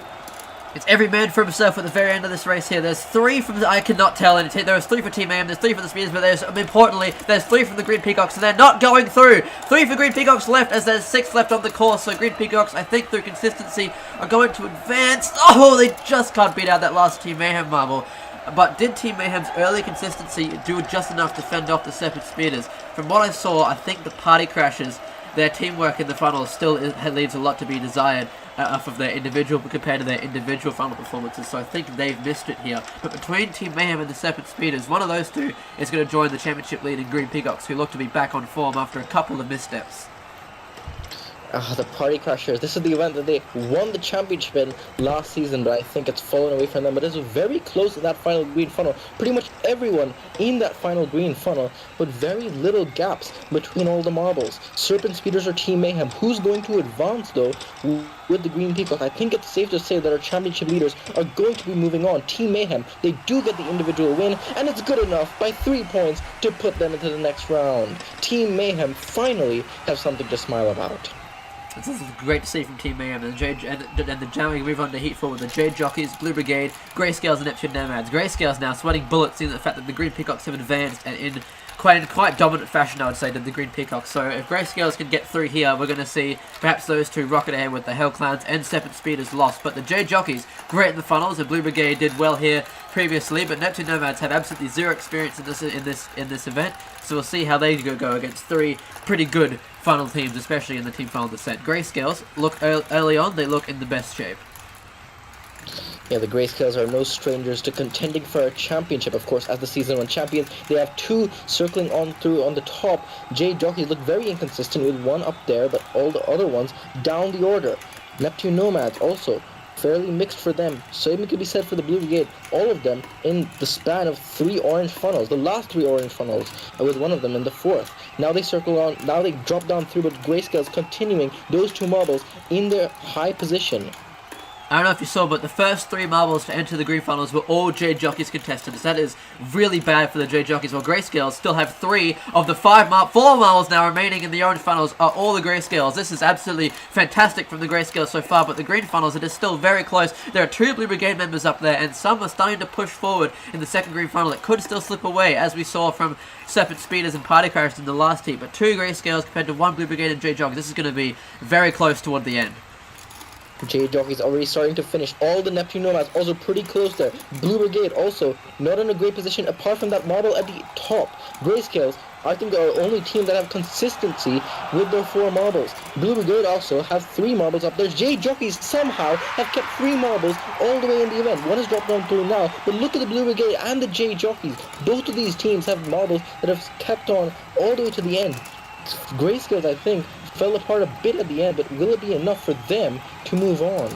The Grayscales were an absolute shambles in the last final. There were 3 of them that all just got swallowed up by the pack, and they finished in mid-pack spots, while Jade Jockeys got 1, 2, and 6, I think, or Jade Jockeys and Blue Brigade. Those teams pretty much made up the top 6 with 3 marbles each. So the Grayscales, despite looking so strong in the opening orange funnels, they might have just missed advancement here. We'll see what the overall what the table says once it pops up, but the Grayscales are probably kicking themselves and absolutely worried at the moment. And there it is. It's 2, 4, and 5 for Blue Brigade compared to 1, 3, and 7 for the Jade Jockeys, and the Grayscales 11, 10, 9, 7. I think they've cooked it.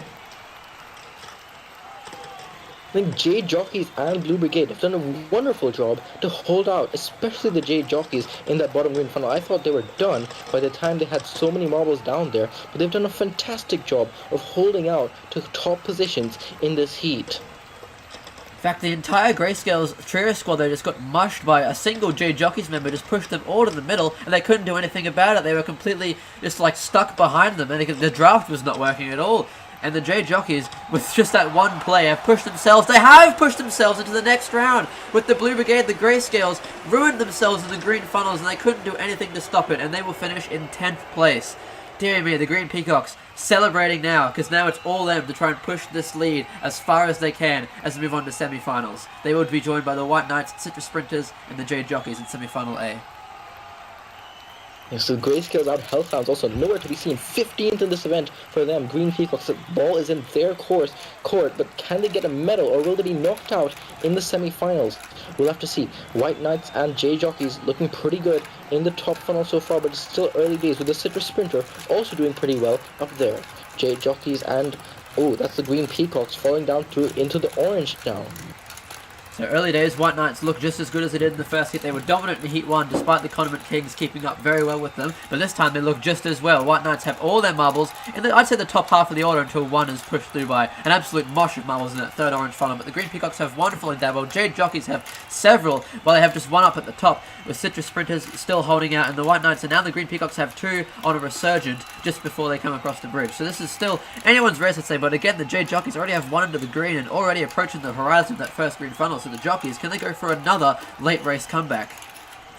Yeah, we'll have to see. Citrus Sprinters also were looking pretty good, but they continue to plumb on through now. Now it's the White Knights with 3 marbles, still not even in the last orange funnel. Green Peacocks also have fair few in that last orange funnel. Now one of them drops through. And still White Knights also. They have a 1-2 briefly before the other one drops into the green. But still, White Knights have no one in the bottom green funnel. Now they have 2, but it's the Green Peacocks and J Jockeys already having 2 finishers. J Jockeys, I think they need to hold out with their other 2 marbles, otherwise they're not going to be advancing. Green Peacocks also pretty close. They're all Citrus Sprinters in the final green funnel. Jade Jockey's chances are very limited here. 2 Citrus Sprinters have slipped on through as well, and there's looking close to be another one. There goes another one. That's going to be White Knights and Green Peacocks looking pretty good here. Jade Jockeys, they do still have their 2, but 1 comes on through. And in fact, they both come on through as I say that. Commentator's curse and the White Knights. Look at this. Oh no, the Green Peacocks do fend 2 of them off. It was almost an elusive top 3 for the White Knights, but despite that Green Peacocks member didn't really have to fight too much because Jade Jockeys and Citrus Sprinters stuffed themselves in. And the White Knights, another dominant winner, and the Green Peacocks are going to move on to the final here. I'm pretty confident. I don't know if there's much chance for the Citrus Sprinters or the J Jockeys to sneak through here.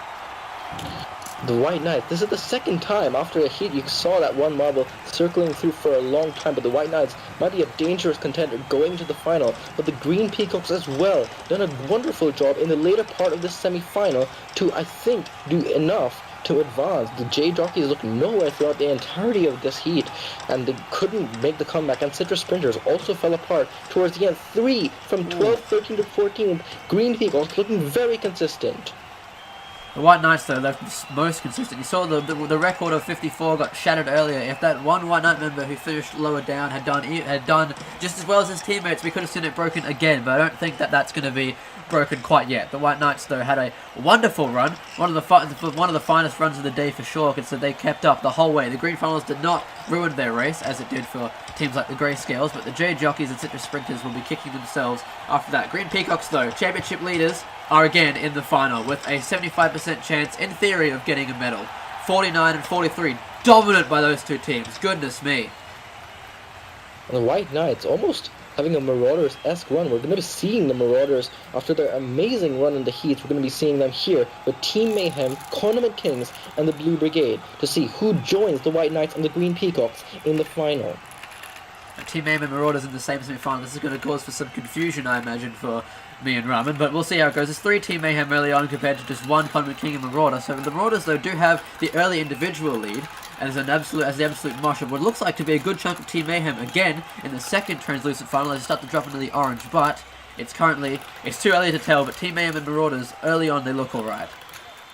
And Condiment Kings also, they have 1 in the top orange funnel, 1 just going into it at that point. Team Mayhem looking pretty consistent. Maybe this is their event. We'll have to see. Blue Brigade looking not so consistent with marbles all over the place. Condiment Kings also plummeting down the same funnel fairly down and 1 all the way almost going to the green. But it's Team Mayhem and the Marauders, I think, in the best position. But it's very close so far. 2 Condiment Kings into the green funnel, 2 Blue Brigade, and 1 Team Mayhem. The Marauders, again, yet to get 1 into the green funnel, but I think, as I said, that 1 does drop in. Condiment Kings already have 1 slip into the final green funnel, whereas look up top, you see, I think that's 2 Team Mayhem and 1 Marauder fending in the second to last orange funnel, which have 2 Condiment Kings are right there as well. This is still a very close race. Anyone could still advance here with that mush in the first green funnel, but Team Mayhem individually have the lead, and it looks to be a pretty good one with all that fighting in the first green funnel. 3 Blue Brigade, though, this is looking like an absolute... The Blue Brigade looking to be slipping further and further from victory, and it's going to be... Oh, no, Team Mayhem coming through first. Oh, that was Marauders, actually. Sorry, again, tough to tell. Blue Brigade also, 2 of them have finished, the other 2 in the last green funnel. Condiment Kings and Team Mayhem have 1 apiece in the top green. Now it's just Team Mayhem. But Team Mayhem, can they hold on? Condiment Kings still have 3 circling. I think they're doing a pretty good job of keeping in that green funnel. Blue Brigade, I think, might be finished. Yeah, they have 1 finish. They just have 1 keep that is still going. Team Mayhem have 2, and so do the Condiment Kings. Will these 2 be the teams that are advancing? I think with both of these 2 in the high orders, this is going to be it for Team Mayhem and Condiment Kings. 1 comes in 4th for the Condiment Kings. In fact, it's top 2 for Team Mayhem. The first top 2 result of the day peels his way in. Team Mayhem get 1st and 2nd place, with Condiment Kings coming in 3rd and 4th place. Condiment Kings seem more consistent, with Team Mayhem having some lower results, but I think close match overall. But I think Team Mayhem and Condiment Kings will move on. Let's just see how this race transpired. Yeah, Team Mayhem, I think, has shown very consistent results in this event, and those two teams, those two models getting a 1-2, despite the other two models not doing great, I think that will be good enough for them to move on. Tournament Kings also more consistency for them. Blue Brigade, they were pretty early into the green funnels, and I think they couldn't hold on for long enough to get the advancement. Marauders also fell away, and that will be a bit disappointing for them after their great heat performance. But we'll have to see. I'm pretty sure it will be Team Mayhem and the Condiment Kings that are going to the final. And it is another tie. We've got 40 and 40. Team Mayhem and the Condiment Kings easily advance there. In fact, it's two ties, 40-40, 28-28 for those two. And the 28-28 gets the Blue Brigade and the Marauders 5th and 6th. So best of the rest goes to the Blue Brigade, and the Marauders, after that record-breaking run, can only get 10 points out of it. So not too happy, I'm sure. But now we look to the final, and everyone's holding their breath if the Green Peacocks will get themselves another top result and push themselves well ahead with only 3 events to go after this one. But Condiment Kings, White Knights, and Team Mayhem are going to do whatever they can to stop that from happening and get themselves up on that board. The White Knights did get a podium in this event last season. They also have looked very good in both of their rounds, so they're definitely one to watch out for. I'd say the top runner in this final. But we'll have to see. Condiment Kings have the individual lead so far. Also 2 models not yet in the orange. Green Peacocks looking fairly mixed for them, all of them almost in the funnels in the orange. Team Mayhem also have not had a great start that they've had in the previous heat and semi-final. Yeah, Team Mayhem currently have bottom 2, and they have several others. Well, the other 2 have made a comeback in the early orange funnels, but the bottom 2 are not doing so hot for Team Mayhem. But look at the Condiment Kings. They've only had 1 cross the bridge so far, so Condiment Kings looking the most consistent. White Knights are not doing what we've expected. They've got several of theirs all the way down. There are 2 Green Peacocks currently holding a 2-3 position, as the Condiment Kings have a full funnel lead. 1 White Knight, now 2 White Knights all the way in the green funnel. This is not what we were expecting. This could still go. Again, this is anyone's race at this point in time. No one has pulled far away yet. There's also the Green Peacocks that have 3 down in the green funnel. Team Mayhem also have a couple. Condiment Kings just have 1. So Condiment Kings, I think, are in a very good position now with 2 still in the orange funnel. Team Mayhem has everyone in the green funnel. Green Peacocks and the Condiment Kings, the first entrance into the green, in the last green. And it's 2 Team Mayhem models. It's anyone's game, as everyone, I think, is now in the green funnels.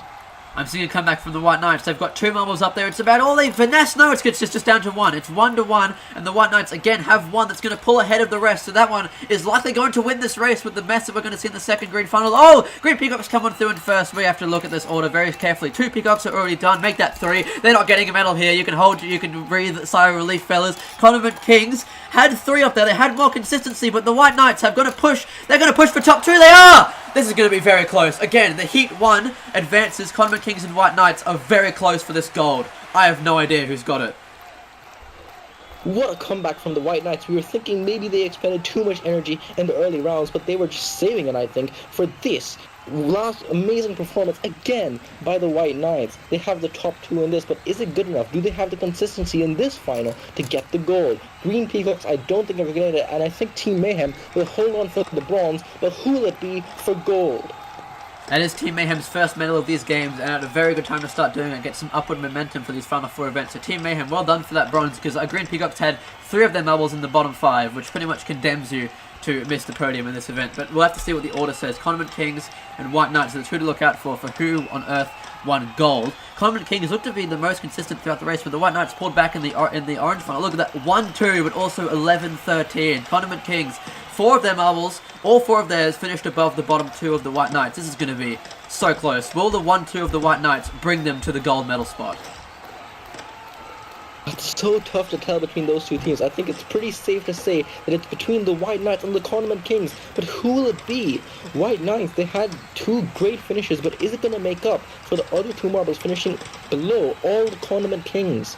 Oh, I have no idea who's going to get this gold. Well, the tension's unbearable as we wait for those final standing ones to come up. The White Knights, those top 2, last replay of how they finish it. It's a tie again between White Knights and Condiment Kings. It is exactly a tie, but on the top 2, the White Knights will claim their first ever Tour de Endurance gold. What a finish! A tie again. Oh, the White Knights, fantastic performance to come back just barely enough to get the gold. Condiment Kings the silver, and Team Mayhem their first medal with the bronze.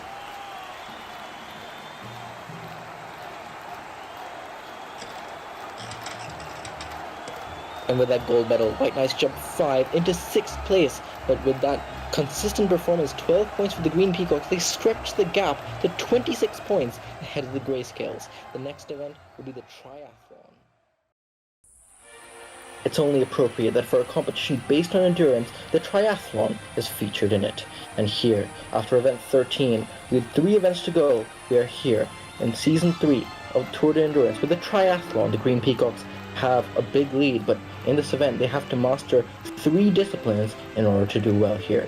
The gravel tracks, the circuit, and the water. We've seen the gravel tracks in an event before, but the water has not been in a Tour de Endurance event since Season 1, and the circuit is a brand new field for these teams to attack. The Expedition pre-show Ash Rises, Royal Blues, Cherry Blossoms, and Team Cameo showing us these 3 sections. You have a great exit from the gravel tracks into the circuit. In the circuit you can try and make some crazy moves to these corners, as Cherry Blossoms almost did there, and then the short sprint through the water. It might not be very long, but it can change everything. Cherry Blossoms snuck past the Ash Rises to win that just in the water alone. And I have a feeling we'll see interesting moves and close finishes like that in the actual event as well. We're seeing it with the pre-show teams. Cherry Blossoms, a great move here. They were dueling with Team Cameo and the Ash Risers in this. You can see this back and forth between them going into the water, and then behind are the Cherry Blossoms, and they take a better line in the water and capture the win. Just 200th of a second between those two, by the way. What a close finish. Now we move on to the main show with the first heat of the day, the Party Crashers, Hell Clowns, the Goon Platoon, and the home team who put this all together, the Serpent Speeders, and we're underway in the Garrotrax section. Hell Clowns to an early lead, but this Garrotrax can switch immediately as the Goon Platoon and Party Crashers rocket past the Serpent Speeders going into the circuit section. What a bump there from the Lagoon Platoon to the Party Crashers. The Lagoon Platoon now trying to make a move on the Hell Clowns. Will they do it? They do it! And Party Crashers take them back, and will they get the win? It's going to be very close, but I think the Party Crashers have done it. Look at that finish. The Serpent Speeders in the water came from literally behind. That was one of the craziest races we've seen to start this event. The Hell Clowns just nudging off the walls. They Platoon shove off the wall to get the Party Crashers back, and they just sneak past the Hell Clowns here. But from downtown come the Party Crashers, and the Serpent Speeders are unable to make the move there. So instead they jump right past the Hell Clowns in the water dive, and they get second place. What a opening to this event. Serpent Speeders, the water event section suiting them. What happened to the Lagoon Platoon? I think a bad bounce put them all the way back to last. You can see the water section can change everything in the triathlon as we head to Heat 2. We've got the Green Peacocks in this one, who had the early lead, but Citrus Sprinters have rocketed straight past before the Green Peacocks get the better line, and they take the lead instead. Citrus Sprinters now in second place. J Jockeys are nowhere to be seen, but up front it's a very close battle. Citrus Sprinters trying to get around. Here come the Marauders! Oh, not quite. The Green Peacocks and the Citrus Sprinters will advance. The Marauders, despite having water prowess, the Sprinters just not long enough to get them into the next round. Marauders almost got them, I think. Green Peacocks will be moving on. That's good news for the championship leaders, not good news for pretty much everyone else. But look at how in front Green Peacocks and Citrus Sprinters were. And then look at how much Marauders closed up. If that water section was a bit longer, I think Marauders might have got them, but they didn't. By 1800, Super Sprinters don't get the win, but they are still going to be moving on to the semi-finals. Now we move on to Heat 3. Blue Brigade, Condiment Kings, Grayscales, and the Crazy Chickens. So very close out in front. Crazy Chickens to the early lead. Condiment Kings come rocketing down and have taken the lead. Can they hold it? Yes, they do. Crazy Chickens, though. Blue Brigade get a great exit out of the Garrotrax, and here they come to the left, to the right. They go to the outside, and they're denied by the Crazy Chickens. What a great block that was. And that's pretty much locked away those two for the Condiment Kings and Crazy Chickens. But the Grayscales, nowhere to be seen in that race after just watching the Green Peacocks advance, perhaps under so much pressure that they just cooked it in the Garrotrax and couldn't bring it back after that. Bit of a surprise for especially a team with caliber of the Grayscales. We know what they're capable of based on the past seasons. They're just nowhere to be seen here. Even though they're good in the water, they're just too far back to make any sort of move. They're going to be dead last in this heat. Condiment Kings and Crazy Chickens are going to be moving on. Condiment Kings coming off a good silver. They're going to get some more good points in this event. Now in the final heat, Neptune Nomads, Navy Seals, Team Mayhem, and the White Knights. White Knights, of course, coming off a great gold in the last event. They're out in front with Team Mayhem.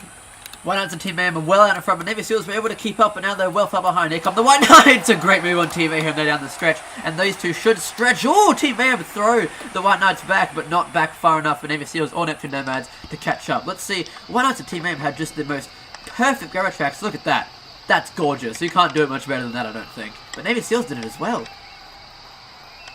Yeah, those two teams up front were just too far out in front. You can see Navy SEALs closing up a lot in the water, but by the time they reached, it was too little too late. Look at this battle between Team Mayhem and the White Knights. Team Mayhem just pushing the White Knights behind, and if the Neptune Nomads or the Navy SEAls were anywhere close, I think that might have changed something, but it did not. So White Knights are going to be holding on. Team Mayhem, another heat win. They're looking pretty good in the last two events. They're starting to get some groove together for these final four events, perhaps Team Mayhem, but the Marauders are the best of the rest with their water paralysis. They do still show up, but the Greyscales all the way down in 14th.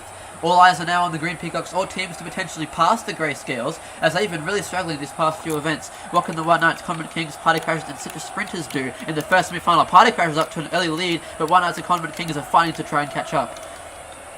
It's fairly close between the top three. It's only going to be the top three, but Party Crashers out in front. This is still anyone's game, though. Here come the Condiment Kings. I think the Condiment Kings have got the White Knights of the line. Citrus Sprinters were nowhere close, but between those top three, it was whoever had the best water section. I think the Condiment Kings might have done it. The Party Crashers had that whole race in their stride, but look at this. The exit of the Gravitrax is so important. The White Knights nudged off the Hexagon. Condiment Kings did not. They rocketed, they caught up, and then right here, better water section for the Condiment Kings as they just squeak out past the White Knights. So White Knights will not be making it 2 medals in a row, but Condiment Kings could, as they are onto the final with the Party Crashers, who are looking resurgent after, again, some rough results. Onto the second semi-final, all eyes turn to the Green Peacocks for this one. Serpent Speeders, Crazy Chickens, and Team Mayhem also in this semi-final. But will any of them catch the Green Peacocks? They have a huge lead out in front. The other three struggling in the gravity. Oh, here come the Crazy Chickens, trying to come back. Team Mayhem also a big bump with the Crazy Chickens, but it's the Green Peacocks. Nowhere else in the screen. They're going to the final. Who got second place? Those Serpent Speeders had a look. It's between them and the Crazy Chickens, but I have no idea who's going to be moving on. What defense by the Crazy? The Serpent Speeders had a run for it at the very end, but the Crazy Chickens still the rest of the race. Look at this defense. That would have been the move to seal the finals for Team Mayhem, but it ends up missing it for them, and the Serpent Speeders roll. The Crazy Chickens pretty much hung on to that by the skin of their teeth, but they will move on to the final, but I'd say only just. They'll be shaking themselves and sweating after a run like that. It's just 400 separating advancement and relegation. It is the White Knights that get 5th. Serpent Speeders so close, but only 6th. But now we're turning our sights to the final. Party Crashers, Green Peacocks, Condiment Kings, and the Crazy Chickens. Who takes gold in the triathlon? The Party Crashers and the Green Peacocks meet again in the final for the first time in a while, but this time looks to be going the way of the Party Crashers. It was, but then Green Peacocks came back, and there's the move. Party Crashers into second place. Can they track down the Chickens? It's good through the corners. They're right behind. It's toe to toe. Into the water they come, and the Party Crashers will sneak by. The Party Crashers steal it right at the line, and that is I think their 4th goal of these games for the Party Crashers. 3rd gold, sorry. What a move by the Party Crashers. You can see at the end there, the Crazy Chickens drifting off to the near side. Party Crashers staying true to the center, and it's just about enough to get them the gold medal in the triathlon. Green Peacocks will get the bronze, but the Crazy Chickens are going to be kicking themselves over that one. They were so close to a 2nd gold medal. Not this time, though, as by a 1/10 of a second, the Party Crashers have got another gold medal in the triathlon. The Crazy Chickens will get 2nd place, and the Green Peacocks will come out with a bronze. That's going to be a big points hauler, as several teams that were up towards them have struggled. So the Green Peacocks' lead with 2 events to go is going to be gargantuan.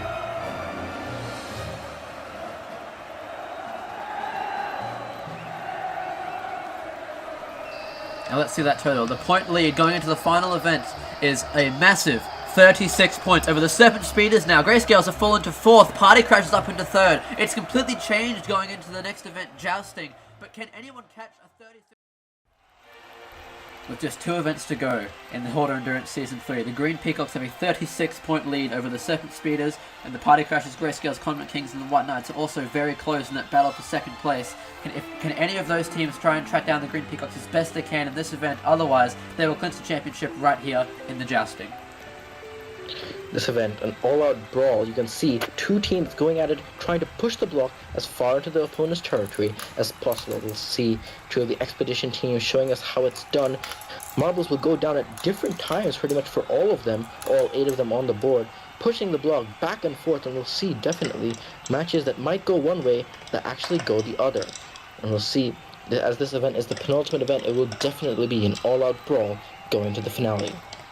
Some of those teams in the higher spots are going to go all out to try and really, really get themselves up toward the Green Peacocks and get themselves in the chances with this one event to go after this one. With Serpent Speeders and Navy Seals, one of those important ones on the far side. Serpent Speeders immediately coming down and pushing the block, but Navy Seals have a free plane ahead of them, and the Serpent Speeders immediately counter-attack, and they're going to win this heat pretty easily over the Navy Seals. The Serpent Speeders, they needed to advance to even just stay in contention, I think. Serpent Speeders sitting second in the championship, but still so far behind the Green Peacocks. So much about this event, by the way, is about staying close to the block even after you've gone, because if you're in the way, not close to the block, your other marbles are not going to get very good pushes at all. But for the Serpent Speeders, it was easy as can be. All of the Navy Seals had gone, and Serpent Speeders had already won by then. Now, Neptune Nomads and the White Knights in the second heat. White Knights come back up to the block, and as you can see on the other end, let's say the White Knights now, they have a whole wall ahead of the block. They've moved on pretty easily there, but if you stop yourself in front of the block, it also stops the other team from making too much progress because there's less weight from the push on the other end of the block. So staying against the block is so important for both teams, and there you see the White Knights 0.68 difference. They also advance, so White Knights and Serpent Speeders are going to be fighting in quarterfinal A just to try and get to those Green Peacocks. Crazy Chickens and the Blue Brigade in the next heat, with Blue Brigade #1 seed in the jousting. They're very good here. If their Season 2 victory in it, that's just wow. Yeah, there's no chance those two Crazy Chickens are even going to come close to pushing that block into the opponent's zone. Blue Brigade, we knew they were strong in this event, and they showed it with the very first push. Just look at how far that one marble did. Alone, the Blue Brigade are a dangerous force in this event. The Blue Brigade came down in like a swarm attack. They all came down at once. They all pushed the block. The first and third ones especially, I noticed, went absolutely soaring, and the Crazy Chickens are not going to be looking good in the overall results in the bottom half there, as Green Peacocks and the Green Platoon. This is the big one. The Green Platoon, all eyes are on the Green Platoon, but Green Peacocks have the early lead. What can the Green Platoon do? They've struck back, they've counter-attacked, they've pushed it over, the Green Peacocks are going to be eliminated! With Serpent Speeders and White Knights moving on, could be catastrophic for the Green Peacocks. The Green Peacocks, that was the nudge by the Lagoon Platoon that pushed them into the next round. While the Green Peacocks tried to counter it, Lagoon Platoon with their final marble made sure they weren't going to be moving on. It's going to be very close, but nonetheless, Green Peacocks are going to be knocked out in the first heat. And that's going to be huge for the championship. Marauders here in the second heat, absolutely demolishing the Hellclaws. Hellclaws look nowhere. It'll be an easy win for the Marauders. Goodness me, I think we're still taking time to recover after that. Quite frankly, massive plot twist. The Marauders have pushed themselves ahead of the Hellclans pretty easily with two very early strong strikes in the Hellclans as they tried to push it back, but they could not push it back far enough. So Marauders pretty comfortably are going to be moving on. Hellclans, I think, will pretty be out of championship contention here. Now, Citrus Sprinters and the Party Crashers in the next heat. Party Crashers also up there in the championship. They need to advance there to stay in attention. Green Peacocks are going to get decent points. Party Crashers just about in the zone. It's very close. Citrus Sprinters, I think I've done it. Citrus Sprinters are going to knock out the Party Crashers. With that last nudge too, the Citrus Sprinters, there was a whole wall of Party Crashers behind them. That was a really genuinely strong hit from that last Citrus Sprinter to knock it. It is! It's just over by 0, and the Party Crashers are out of championship contention with that loss. They can no longer track down their rivals, the Green Peacocks, and that is heartbreaking for the Party Crashers, but all eyes now turn to the Grayscales, who have been the force to try and track down the Green Peacocks until very recently. Can they bring it back here? Team Mayhem, though, have the lead. There's a counterattack from the Grayscales, and that's gonna, I think, yeah, seal the deal. Grayscales will move on.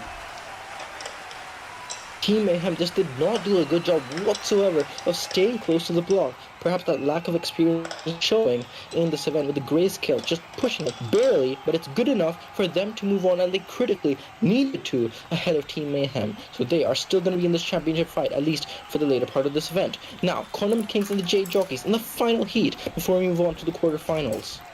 Condiment Kings, that last important team, they need to move on here, but Jade Jockeys have got a big strike there, and that is also very close, but this last push might do it, and it does. The Condiment Kings push themselves in very crucially. That is a lot of teams that have moved on with the Green Peacock's absence, but look at this third push by the Jade Jockeys. It was almost good enough, but just at that one time, another Condiment King marble comes down, and that locks the Jade Jockeys out of this event. Oh, what a final heat, but let's see where everyone's stacked up. It is Party Crashers best of the rest, and Crazy Chickens with the... Goodness me, they were absolutely thrashed by the Blue Brigade, but Green Peacocks, 6 points. That's a 42-point lead. If you win gold here, you catch up enough, but it's still a huge lead, even if you do win gold from one of these big teams. Now, Serpent Speeders and the White Knights, both of these in championship contention, but I have to think the one that gets knocked out here will be out of it. Serpent Speeders, they need this more. They're in second place, but they're going to be knocked out by the White Knights. The White Knights, comfortably with their final few pushes, they push the Serpent Speeders out of this event.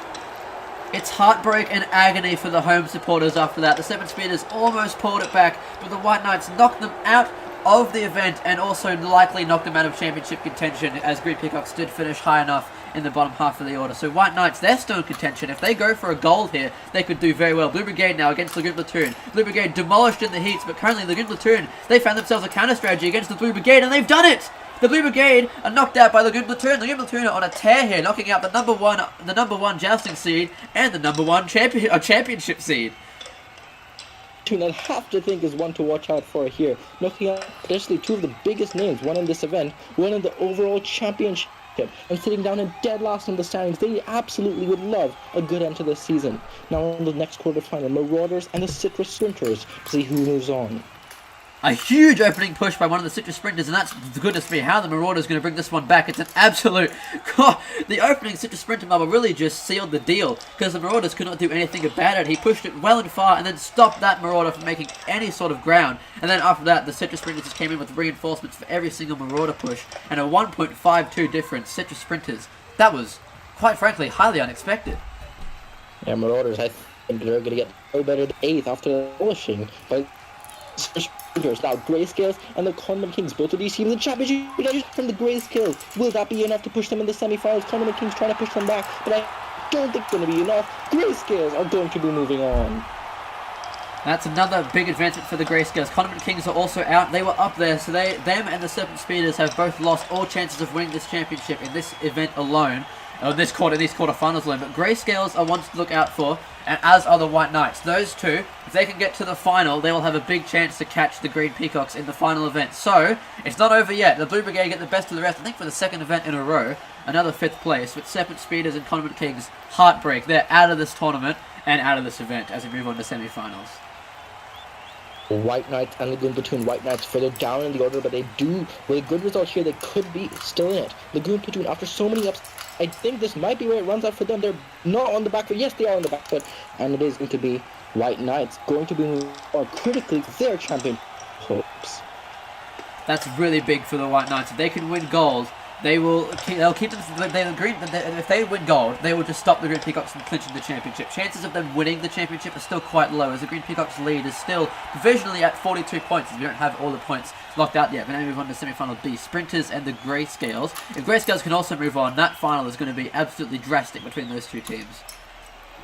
So, the Citrus Sprinters have the advantage. Grayscales, two big hits, and the Grayscales, will they have done it? Yes, they will. A comeback for the Grayscale to put them in the final. Citrus Sprinters, I thought, had it after the first two models. They had a huge advantage. How did they lose this? Oh, wow, that is so unlucky for the Citrus Sprinters. They just got the second Grayscale, pushed the Citrus Sprinters away from the block, and that allowed the third one to be absolutely huge. And that has pushed on to a blockbuster final. Whoever wins that event is going to be able to be the one team that can catch the Green Peacocks in the final. But first we'll look to the third place round. Lagoon Platoon and the Citrus Sprinters, for two teams who I'd say both desperately need it. Lagoon Platoon did the early push, but can Citrus Sprinters fight back?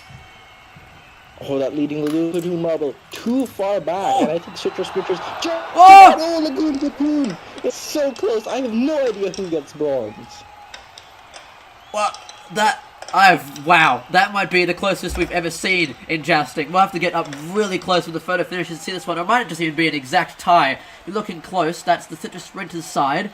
It looks slightly over, but then you've got Lagoon, there's Lagoon, oh! I think the stewards are going to give this one to Lagoon Platoon, and they have! By the thinnest of margins, Lagoon Platoon have just squeaked by a bronze. That is the closest bronze I've ever seen in Tour de Endurance. But now, to the gold medal match.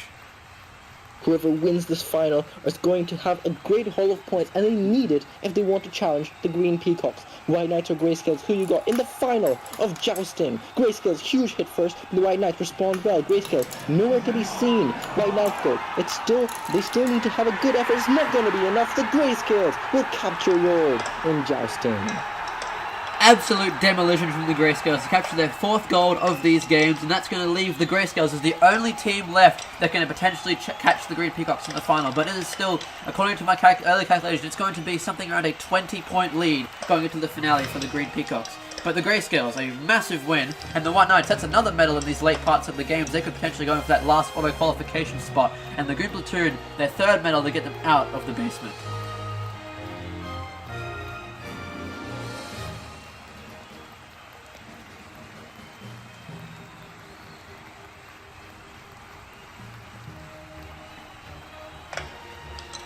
So let's see. It is, yeah, there it is, 20 points. The Green Peacocks and the Grayscales are the last two left, and there are up to 6 teams who can still capture that last auto qualification spot, all the way down to the Hell Clowns. But first, before we go to see that blockbuster finale, we got to go to the second part of the...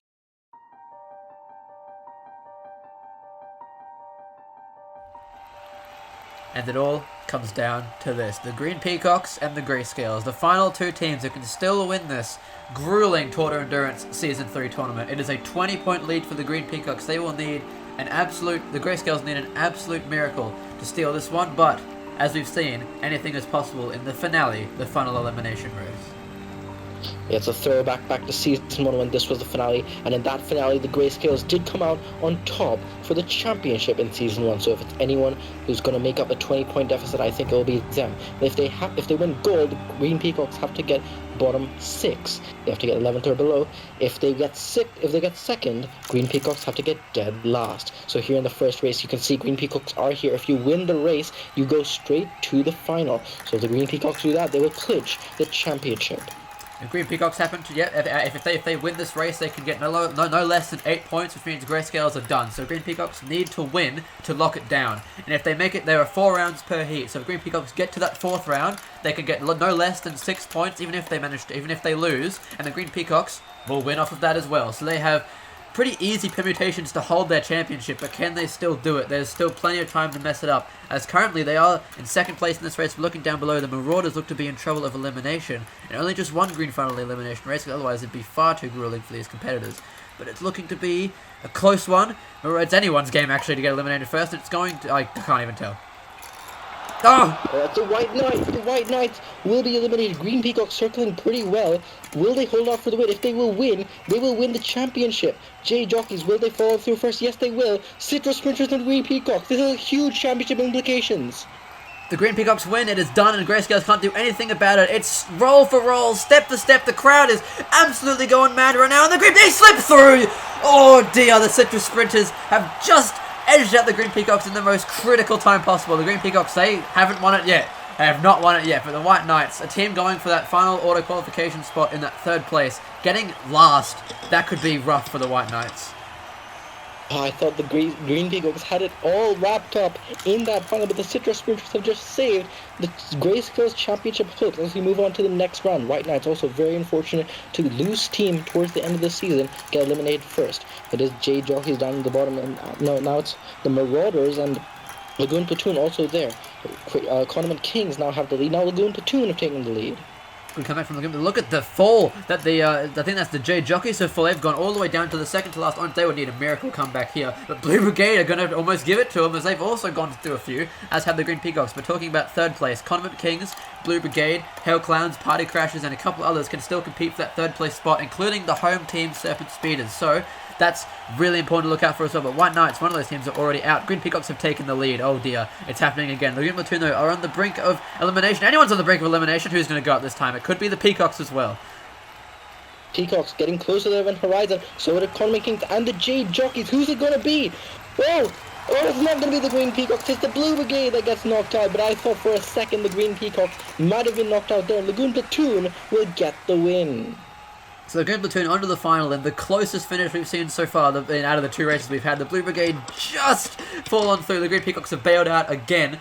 But bailed out for the first time actually. But the Green Platoon are onto the final, and it has been close call after close call for the Green Peacocks in the first 2 races. What can they do in the 4th one with less competition to deal with? The longer they stay in this event, the more they have the chance to win the championship. Now, they're not going to get dead last, so the Grayscales would have to win gold, but we'll see if they can advance here and clinch it. They're circling up there with the Condiment Kings, and it's the Marauders and the J Jockeys down at the bottom. Not J Jockeys circling through. They will push one of the other teams down. It's the Condiment Kings that goes down with the Marauders. Actually, if the Green Peacocks just don't get eliminated here, they will win, because they cannot get any less than 6 points if they get to the 1v1 round. So if they just get top 3 and don't get last, they'll win the championship. Everyone's gone mad now, as they've got a lead over everybody else. Marauders, in fact, stumbling into the Green Funnel as Green Peacocks lead the way, and they've... Oh no! Green Peacocks completely lose it when they just need to hold on for even third place in this race, but it's all gone away from them. And now the ball is in the Grayscale's court to win the championship, but they need to win the event to do it. Who's going to get eliminated here? It's circling Marauders and the Jade Jockeys, but the crowd absolutely stunned at what they've seen here today. Condiment Kings and the Jade Jockeys will go to the 1v1 round, but the Marauders will move on to the final. I am rocked. The the Green Peacocks. Goodness me, that is the last thing they needed to do. Them DNFing pretty much locks in 12th place. They will get 4 points, 24-point lead to the Grayscale. If the Grayscales win gold here, which they have to do now, they will steal Season 3's championship by just 1 point. That is absolutely crazy to think about. The Green Peacocks, all they needed to do was hold on and just not do that. Pretty much they had a big lead, but it's all gone away from them now. Still, the Grayscales need to win gold, but all they can do is watch and wait. So you have the final round of Heat 1, Jade Jockeys and the Condiment Kings battling for the last transfer spot. Winner advances, and the loser does not. Plain and simple with this one, it's a straight 1v1 down to the bottom. So currently, the Condiment Kings are full funnel leaders. The Jockeys struggle in the early orange funnel stages, but we've seen them have comebacks a few times in this round so far. So Condiment Kings have not locked it down yet, and these 1v1s, but they can be hard to come back from, unless if, of course, the Condiment Kings have... Oh my goodness! Some acrobatics there, and they almost just fell out of the track, but they managed to save it to the Condiment Kings, and now it's back in the Jade Jockeys' favour. Both of these teams have done well in the Funnel Classic. Condiment Kings won gold in the main tournament. Jade Jockeys won it in the qualifiers. But who will get eliminated here? One marble will. Jade Jockeys look closer to the event horizon. Condiment Kings now circling. Can they hold it though? Oh, it's going to be very close. It's pretty much roll for roll. One misstep will send them into the opening. It's going to be the Jade Jockeys who miss out. The Condiment Kings, one of those teams that are fighting for those auto qualification spots. The Condiment Kings do move on, and the Jade Jockeys will... Another misstep in the funnels. They're starting to lose their funnel king status, but they've still got it, of course. Condiment Kings advancing, and they've got four of our finalists locked in. Now we move on to Heat 2. Of course, at the Grayscales, in the front row seat, get eliminated. The Green Peacocks win. Also, with the Jade Jockeys eliminated, that means they'll be the only team that doesn't get a medal here. But here in the second heat, all eyes on the Grayscales. They need to advance in this heat. If they don't advance, they will not be the champions. Right now, they're circling in the orange funnel, but they're still in a decent position, I think. Oh, they're now in the battle to get out of last place, but they have done it. Navy Seals and Crazy Chickens circling down through. Of course, some eyes from the home crowd team. The Serpent Speeders are fighting for that third place spot and the auto qualification. If they can do it under home ground, the fans would go absolutely wild. But currently, they're up there with the Grayscales, while Team Mayhem fall into the green funnel first, and no one seems to be in any rush to join them. But the Grayscales look to be in trouble, and they are. But if Team Mayhem can fend them off, the Green Peacocks, they're going to be heard from countries away. Oh, absolutely. Also, Serpent Speeders, don't count out them, the hosts, because they've won both the final events in the past 2 seasons. Team Mayhem look primed to go down first. Grayscales, I think, are doing enough to hold on. Yes, they will, because Team Mayhem will go down first. Grayscales, if they can get advancement here, this will make their lives a lot easier, and they're looking in a very good position. So are the Hell Clowns, as more marbles drop on through. Oh, it's going to be a close one between these 4. Navy Seals coming through. Party Crashers. It's down to the Grayscales and the home team. It's going to be really close. Roll for roll. The Serpent Speeders just beat them out. And the home team is onto the final again in the final event. Would they make it 3 for 3 golds? But the Grayscales, just like what the Green Peacocks did, the championship contender misses out last second just to 1 marble. And Whitey, the captain, has to move on to the next round and cannot breathe yet. There's no time to breathe yet. They have not gotten into the final just yet. Thought the Grayscales had it just like the Green Peacocks 1 heat ago, but they still have to continue going on in this heat. Serpent Speeders, of course, they continue their final event prowess, at least in terms of advancing, but now we're going to see who makes it and who doesn't in the second round of the second heat. Neptune Nomads look pretty good. They're trying to end off the season well. For a team that has come from the B-League, winning the B-League last season, this has been a pretty good season for them. Grayscales have taken the lead. They have the lead now. Hell Clowns down low. Party Crashers and Navy Seals. Actually a very close round overall, but Neptune Nomads have had this race pretty much in their stride. But now it's a 4-marble race down to 3. Hell Clowns first to enter the green funnel and by a pretty wide margin. Grayscales, they've taken the lead. How long can they hold it for, though? If the Grayscales do win, they will get an easy spot. They'll get a direct spot to the finals. They're looking in a good position to at least not be eliminated now, because they have a whole funnel lead over everyone else in the green funnel. Party Crashers and Neptune Nomads also have a pretty good arc going on, and I think it'll be between the Hell Clowns, Crazy Chickens, and Navy Seals between who gets eliminated here. It's going to be close. Neptune Nomads are actually joining that fight, and now they're in that fight. So are the Party Crashers, everyone except for the Grayscales, who are just flaunting around everybody right now. Eliminated is going to be the Crazy Chickens who go out. Navy Seals, Hellcloud, look at the Grayscales there. They've done it. They've got themselves in the final. The Grayscales, now they can breathe for 2 more rounds. The fans, you can see, they got excited for that one. The fans getting excited because the Grayscales in the final, they can breathe for 2 rounds, waiting to try and march for that gold. And Grayscale, they still have a long path ahead of them, but they have done what they needed, at least in the heats, to move on. Now we have 4 marbles left to see who moves on from Heat 2, but regardless, the championship contenders, the championship is going to go down to the final of this event. Crazy Chickens knocked out here, so it's between the Neptune Nomads, Hell Clowns, Navy Seals, and the Party Crashers for the last 2 transfer spots. Of course, Wanderer got bronze in the Funnel Rally, but stumbled in the Funnel Classic, one of the most esteemed Funnel marbles, looking to redeem himself from his Funnel Classic run here, and if he did in the Funnel Rally, but he's looking to do even more. Hell Clowns, first through the Translucent Funnel, but see, Navy Seals, Neptune Nomads, 2 blue competitors leading the way. Now there's a lot less tension in these races now. The championship contenders aren't racing. So Hell Clowns down low. Now Hell Clowns, they can still get that transfer spot for the auto qualification. So can the Party Crashers. So that's what those 2 are fighting for. Navy Seals and Neptune Nomads are a full funnel ahead of both of them, and Hell Clowns are already into the green. Yeah, the Party Crashers with Wanderer, they won this event 1 season ago. They would love to get auto qualification here after being knocked out of the championship in the last event. Hellclowns, same can be said for them after a great start in this season. Navy Seals also down there. Hellclowns circling close to the event horizon. Neptune Nomads looking to get the advancement spot to the final, but who will be eliminated in this race? Hellclowns look well ahead of the rest of the contestants here, and they hit the event horizon well before everybody else. Navy Seals have had a great Party Crashers have had a great comeback to Navy Seals and Neptune Nomads had this whole race in their stride, but now it looks like Navy Seals are leading a train here. So unless they catch up to the Neptune Nomads around this final, it looks like Navy Seals could sneak through. Neptune Nomads just peel on through, and between these 2, it will be the Party Crashers. Navy Seals are under the final, and Party Crashers and Neptune Nomads will go to the 1v1 to determine that last spot in the final. So the winner of the A-League last season and the winner of the B-League last season in the final round before we go to the grand final of this event. Navy Seals, good job to them to go to the final, end their season off. No, pretty good. No, we'll see how they do in the final. Hellclowns, I think, auto qualification and the overall podium might be away from them. But now, in the final round of Heat 2, Neptune Nomads and the Party Crashers. You got Larissa of the Neptune Nomads, who's had a great season. They got 3rd over in the obstacle race, 7th in the distance drag, and then you got Party Crashers Wanderer, one of the most esteemed Tour de Endurance contestants of all time. What can they do in this 1v1? Neptune Nomads currently have the catching up to do with Party Crashers, or they catch up right there in their 2nd orange funnel. It's very close, this one, compared to the last round. And Neptune Nomads now falling through, so the Party Crashers are maintaining that lead. Although they lose it all, Party Crashers completely plummet, and just like their rivals, the Green Peacocks, the Party Crashers are out of this event just like that in an instant. And Neptune Nomads, they have advancement pretty much handed to them in this round. Oh, that was tragic. Neptune Nomads, they actually did a bit of finessing and some pushing to throw the Party Crashers down on a very rough trajectory. Neptune Nomads a bit cheeky, but all is fair over in Tour de Endurance, and the Neptune Nomads will freely advance to the final here with a very good time too, because they pretty much just solo time trialed that while we watched the Party Crashers replays in there. 12th place, Green Peacocks, they get 4 points. That's going to be 184. If Grayscales get gold, they win by 1 point with 185. So all eyes, of course, on the Grayscales. If they do this, it will be one of the best comebacks in all of marble sports. Can they do it, or can they be 2-time champions of Tour de Endurance? We'll see them in this heat with the Citrus Sprinters, Navy Seals, and many more to beat them to the gold.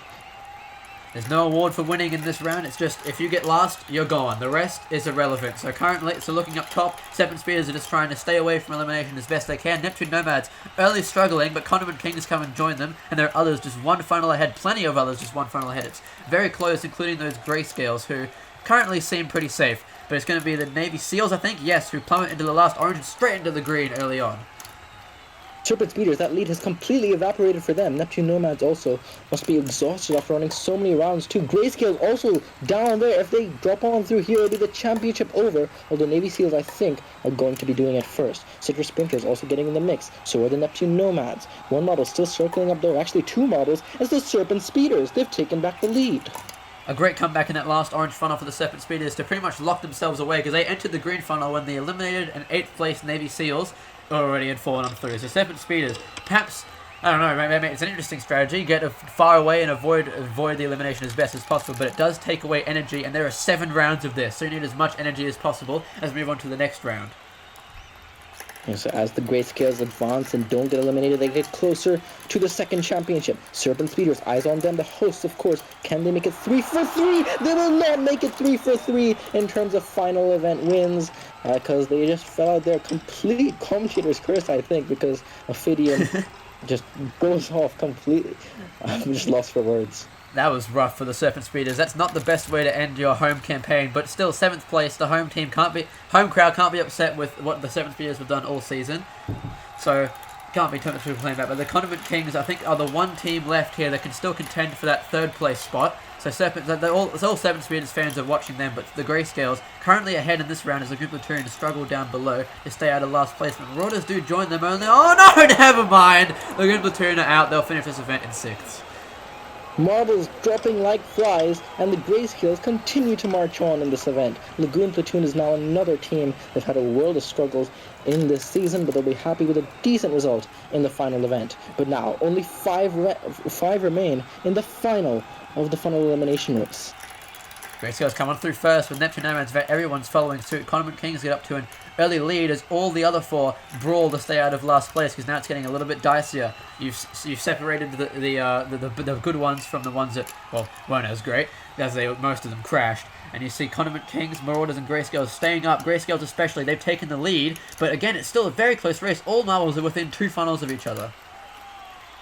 Grayscales and Marauders circling up there. It's the Season 1 rivalry back here in the final. Who will get the win or edge or between these two? Neptune Nomads also down there with the Citrus Sprinters and the Condiment Kings. It's anyone's game between those 3 to see who gets eliminated. Grayscales drops on to next, but I think they will be safe going to so many marbles going close to the event horizon.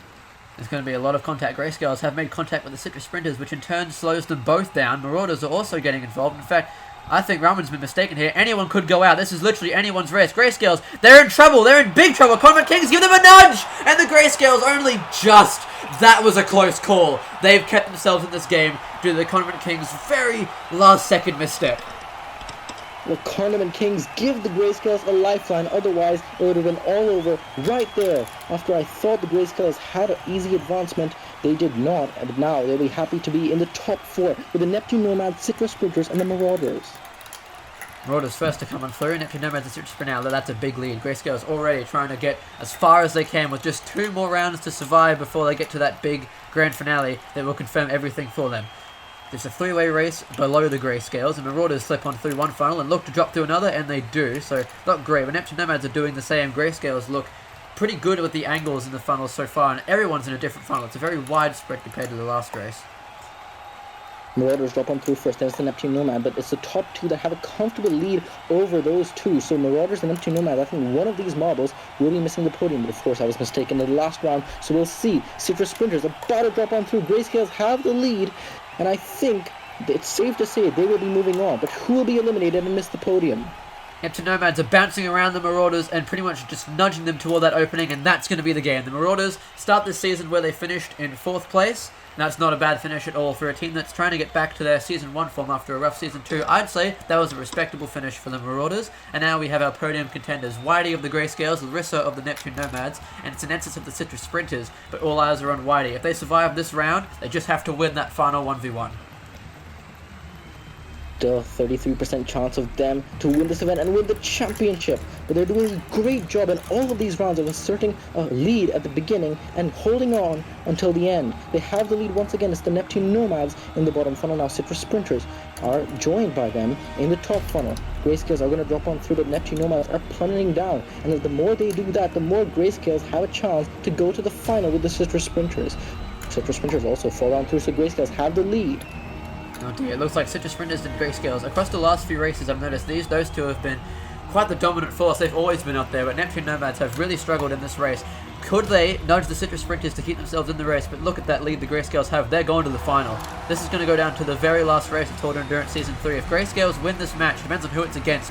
It looks like those Citrus Sprinters just skip around the Neptune Nomads, and that's probably going to do the Neptune Nomads to a bronze to close it out. Yes, it does. So, all the Green Peacock's hopes ride on the back of the Sinensis of the Citrus Sprinters.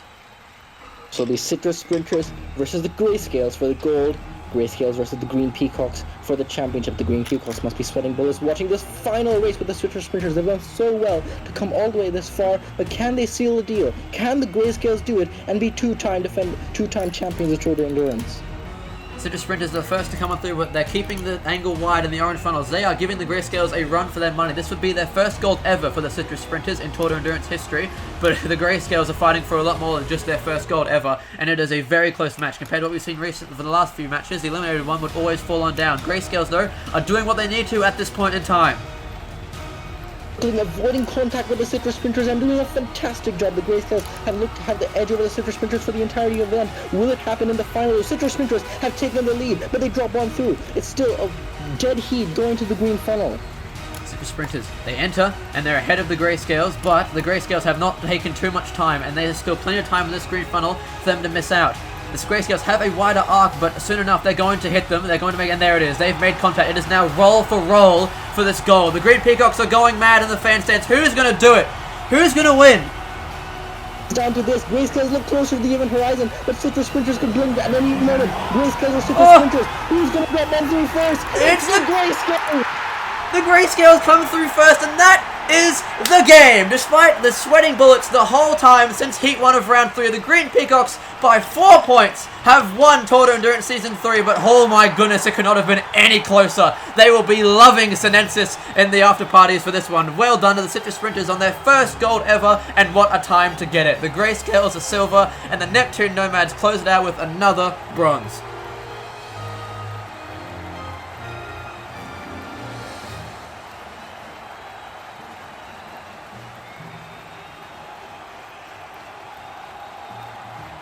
And with that, Tour de Endurance Season 3 has come to an end.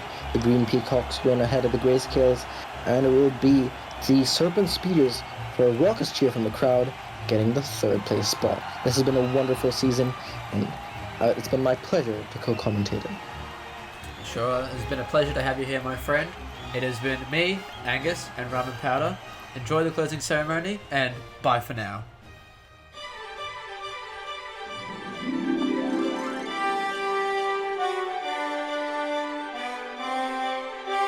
You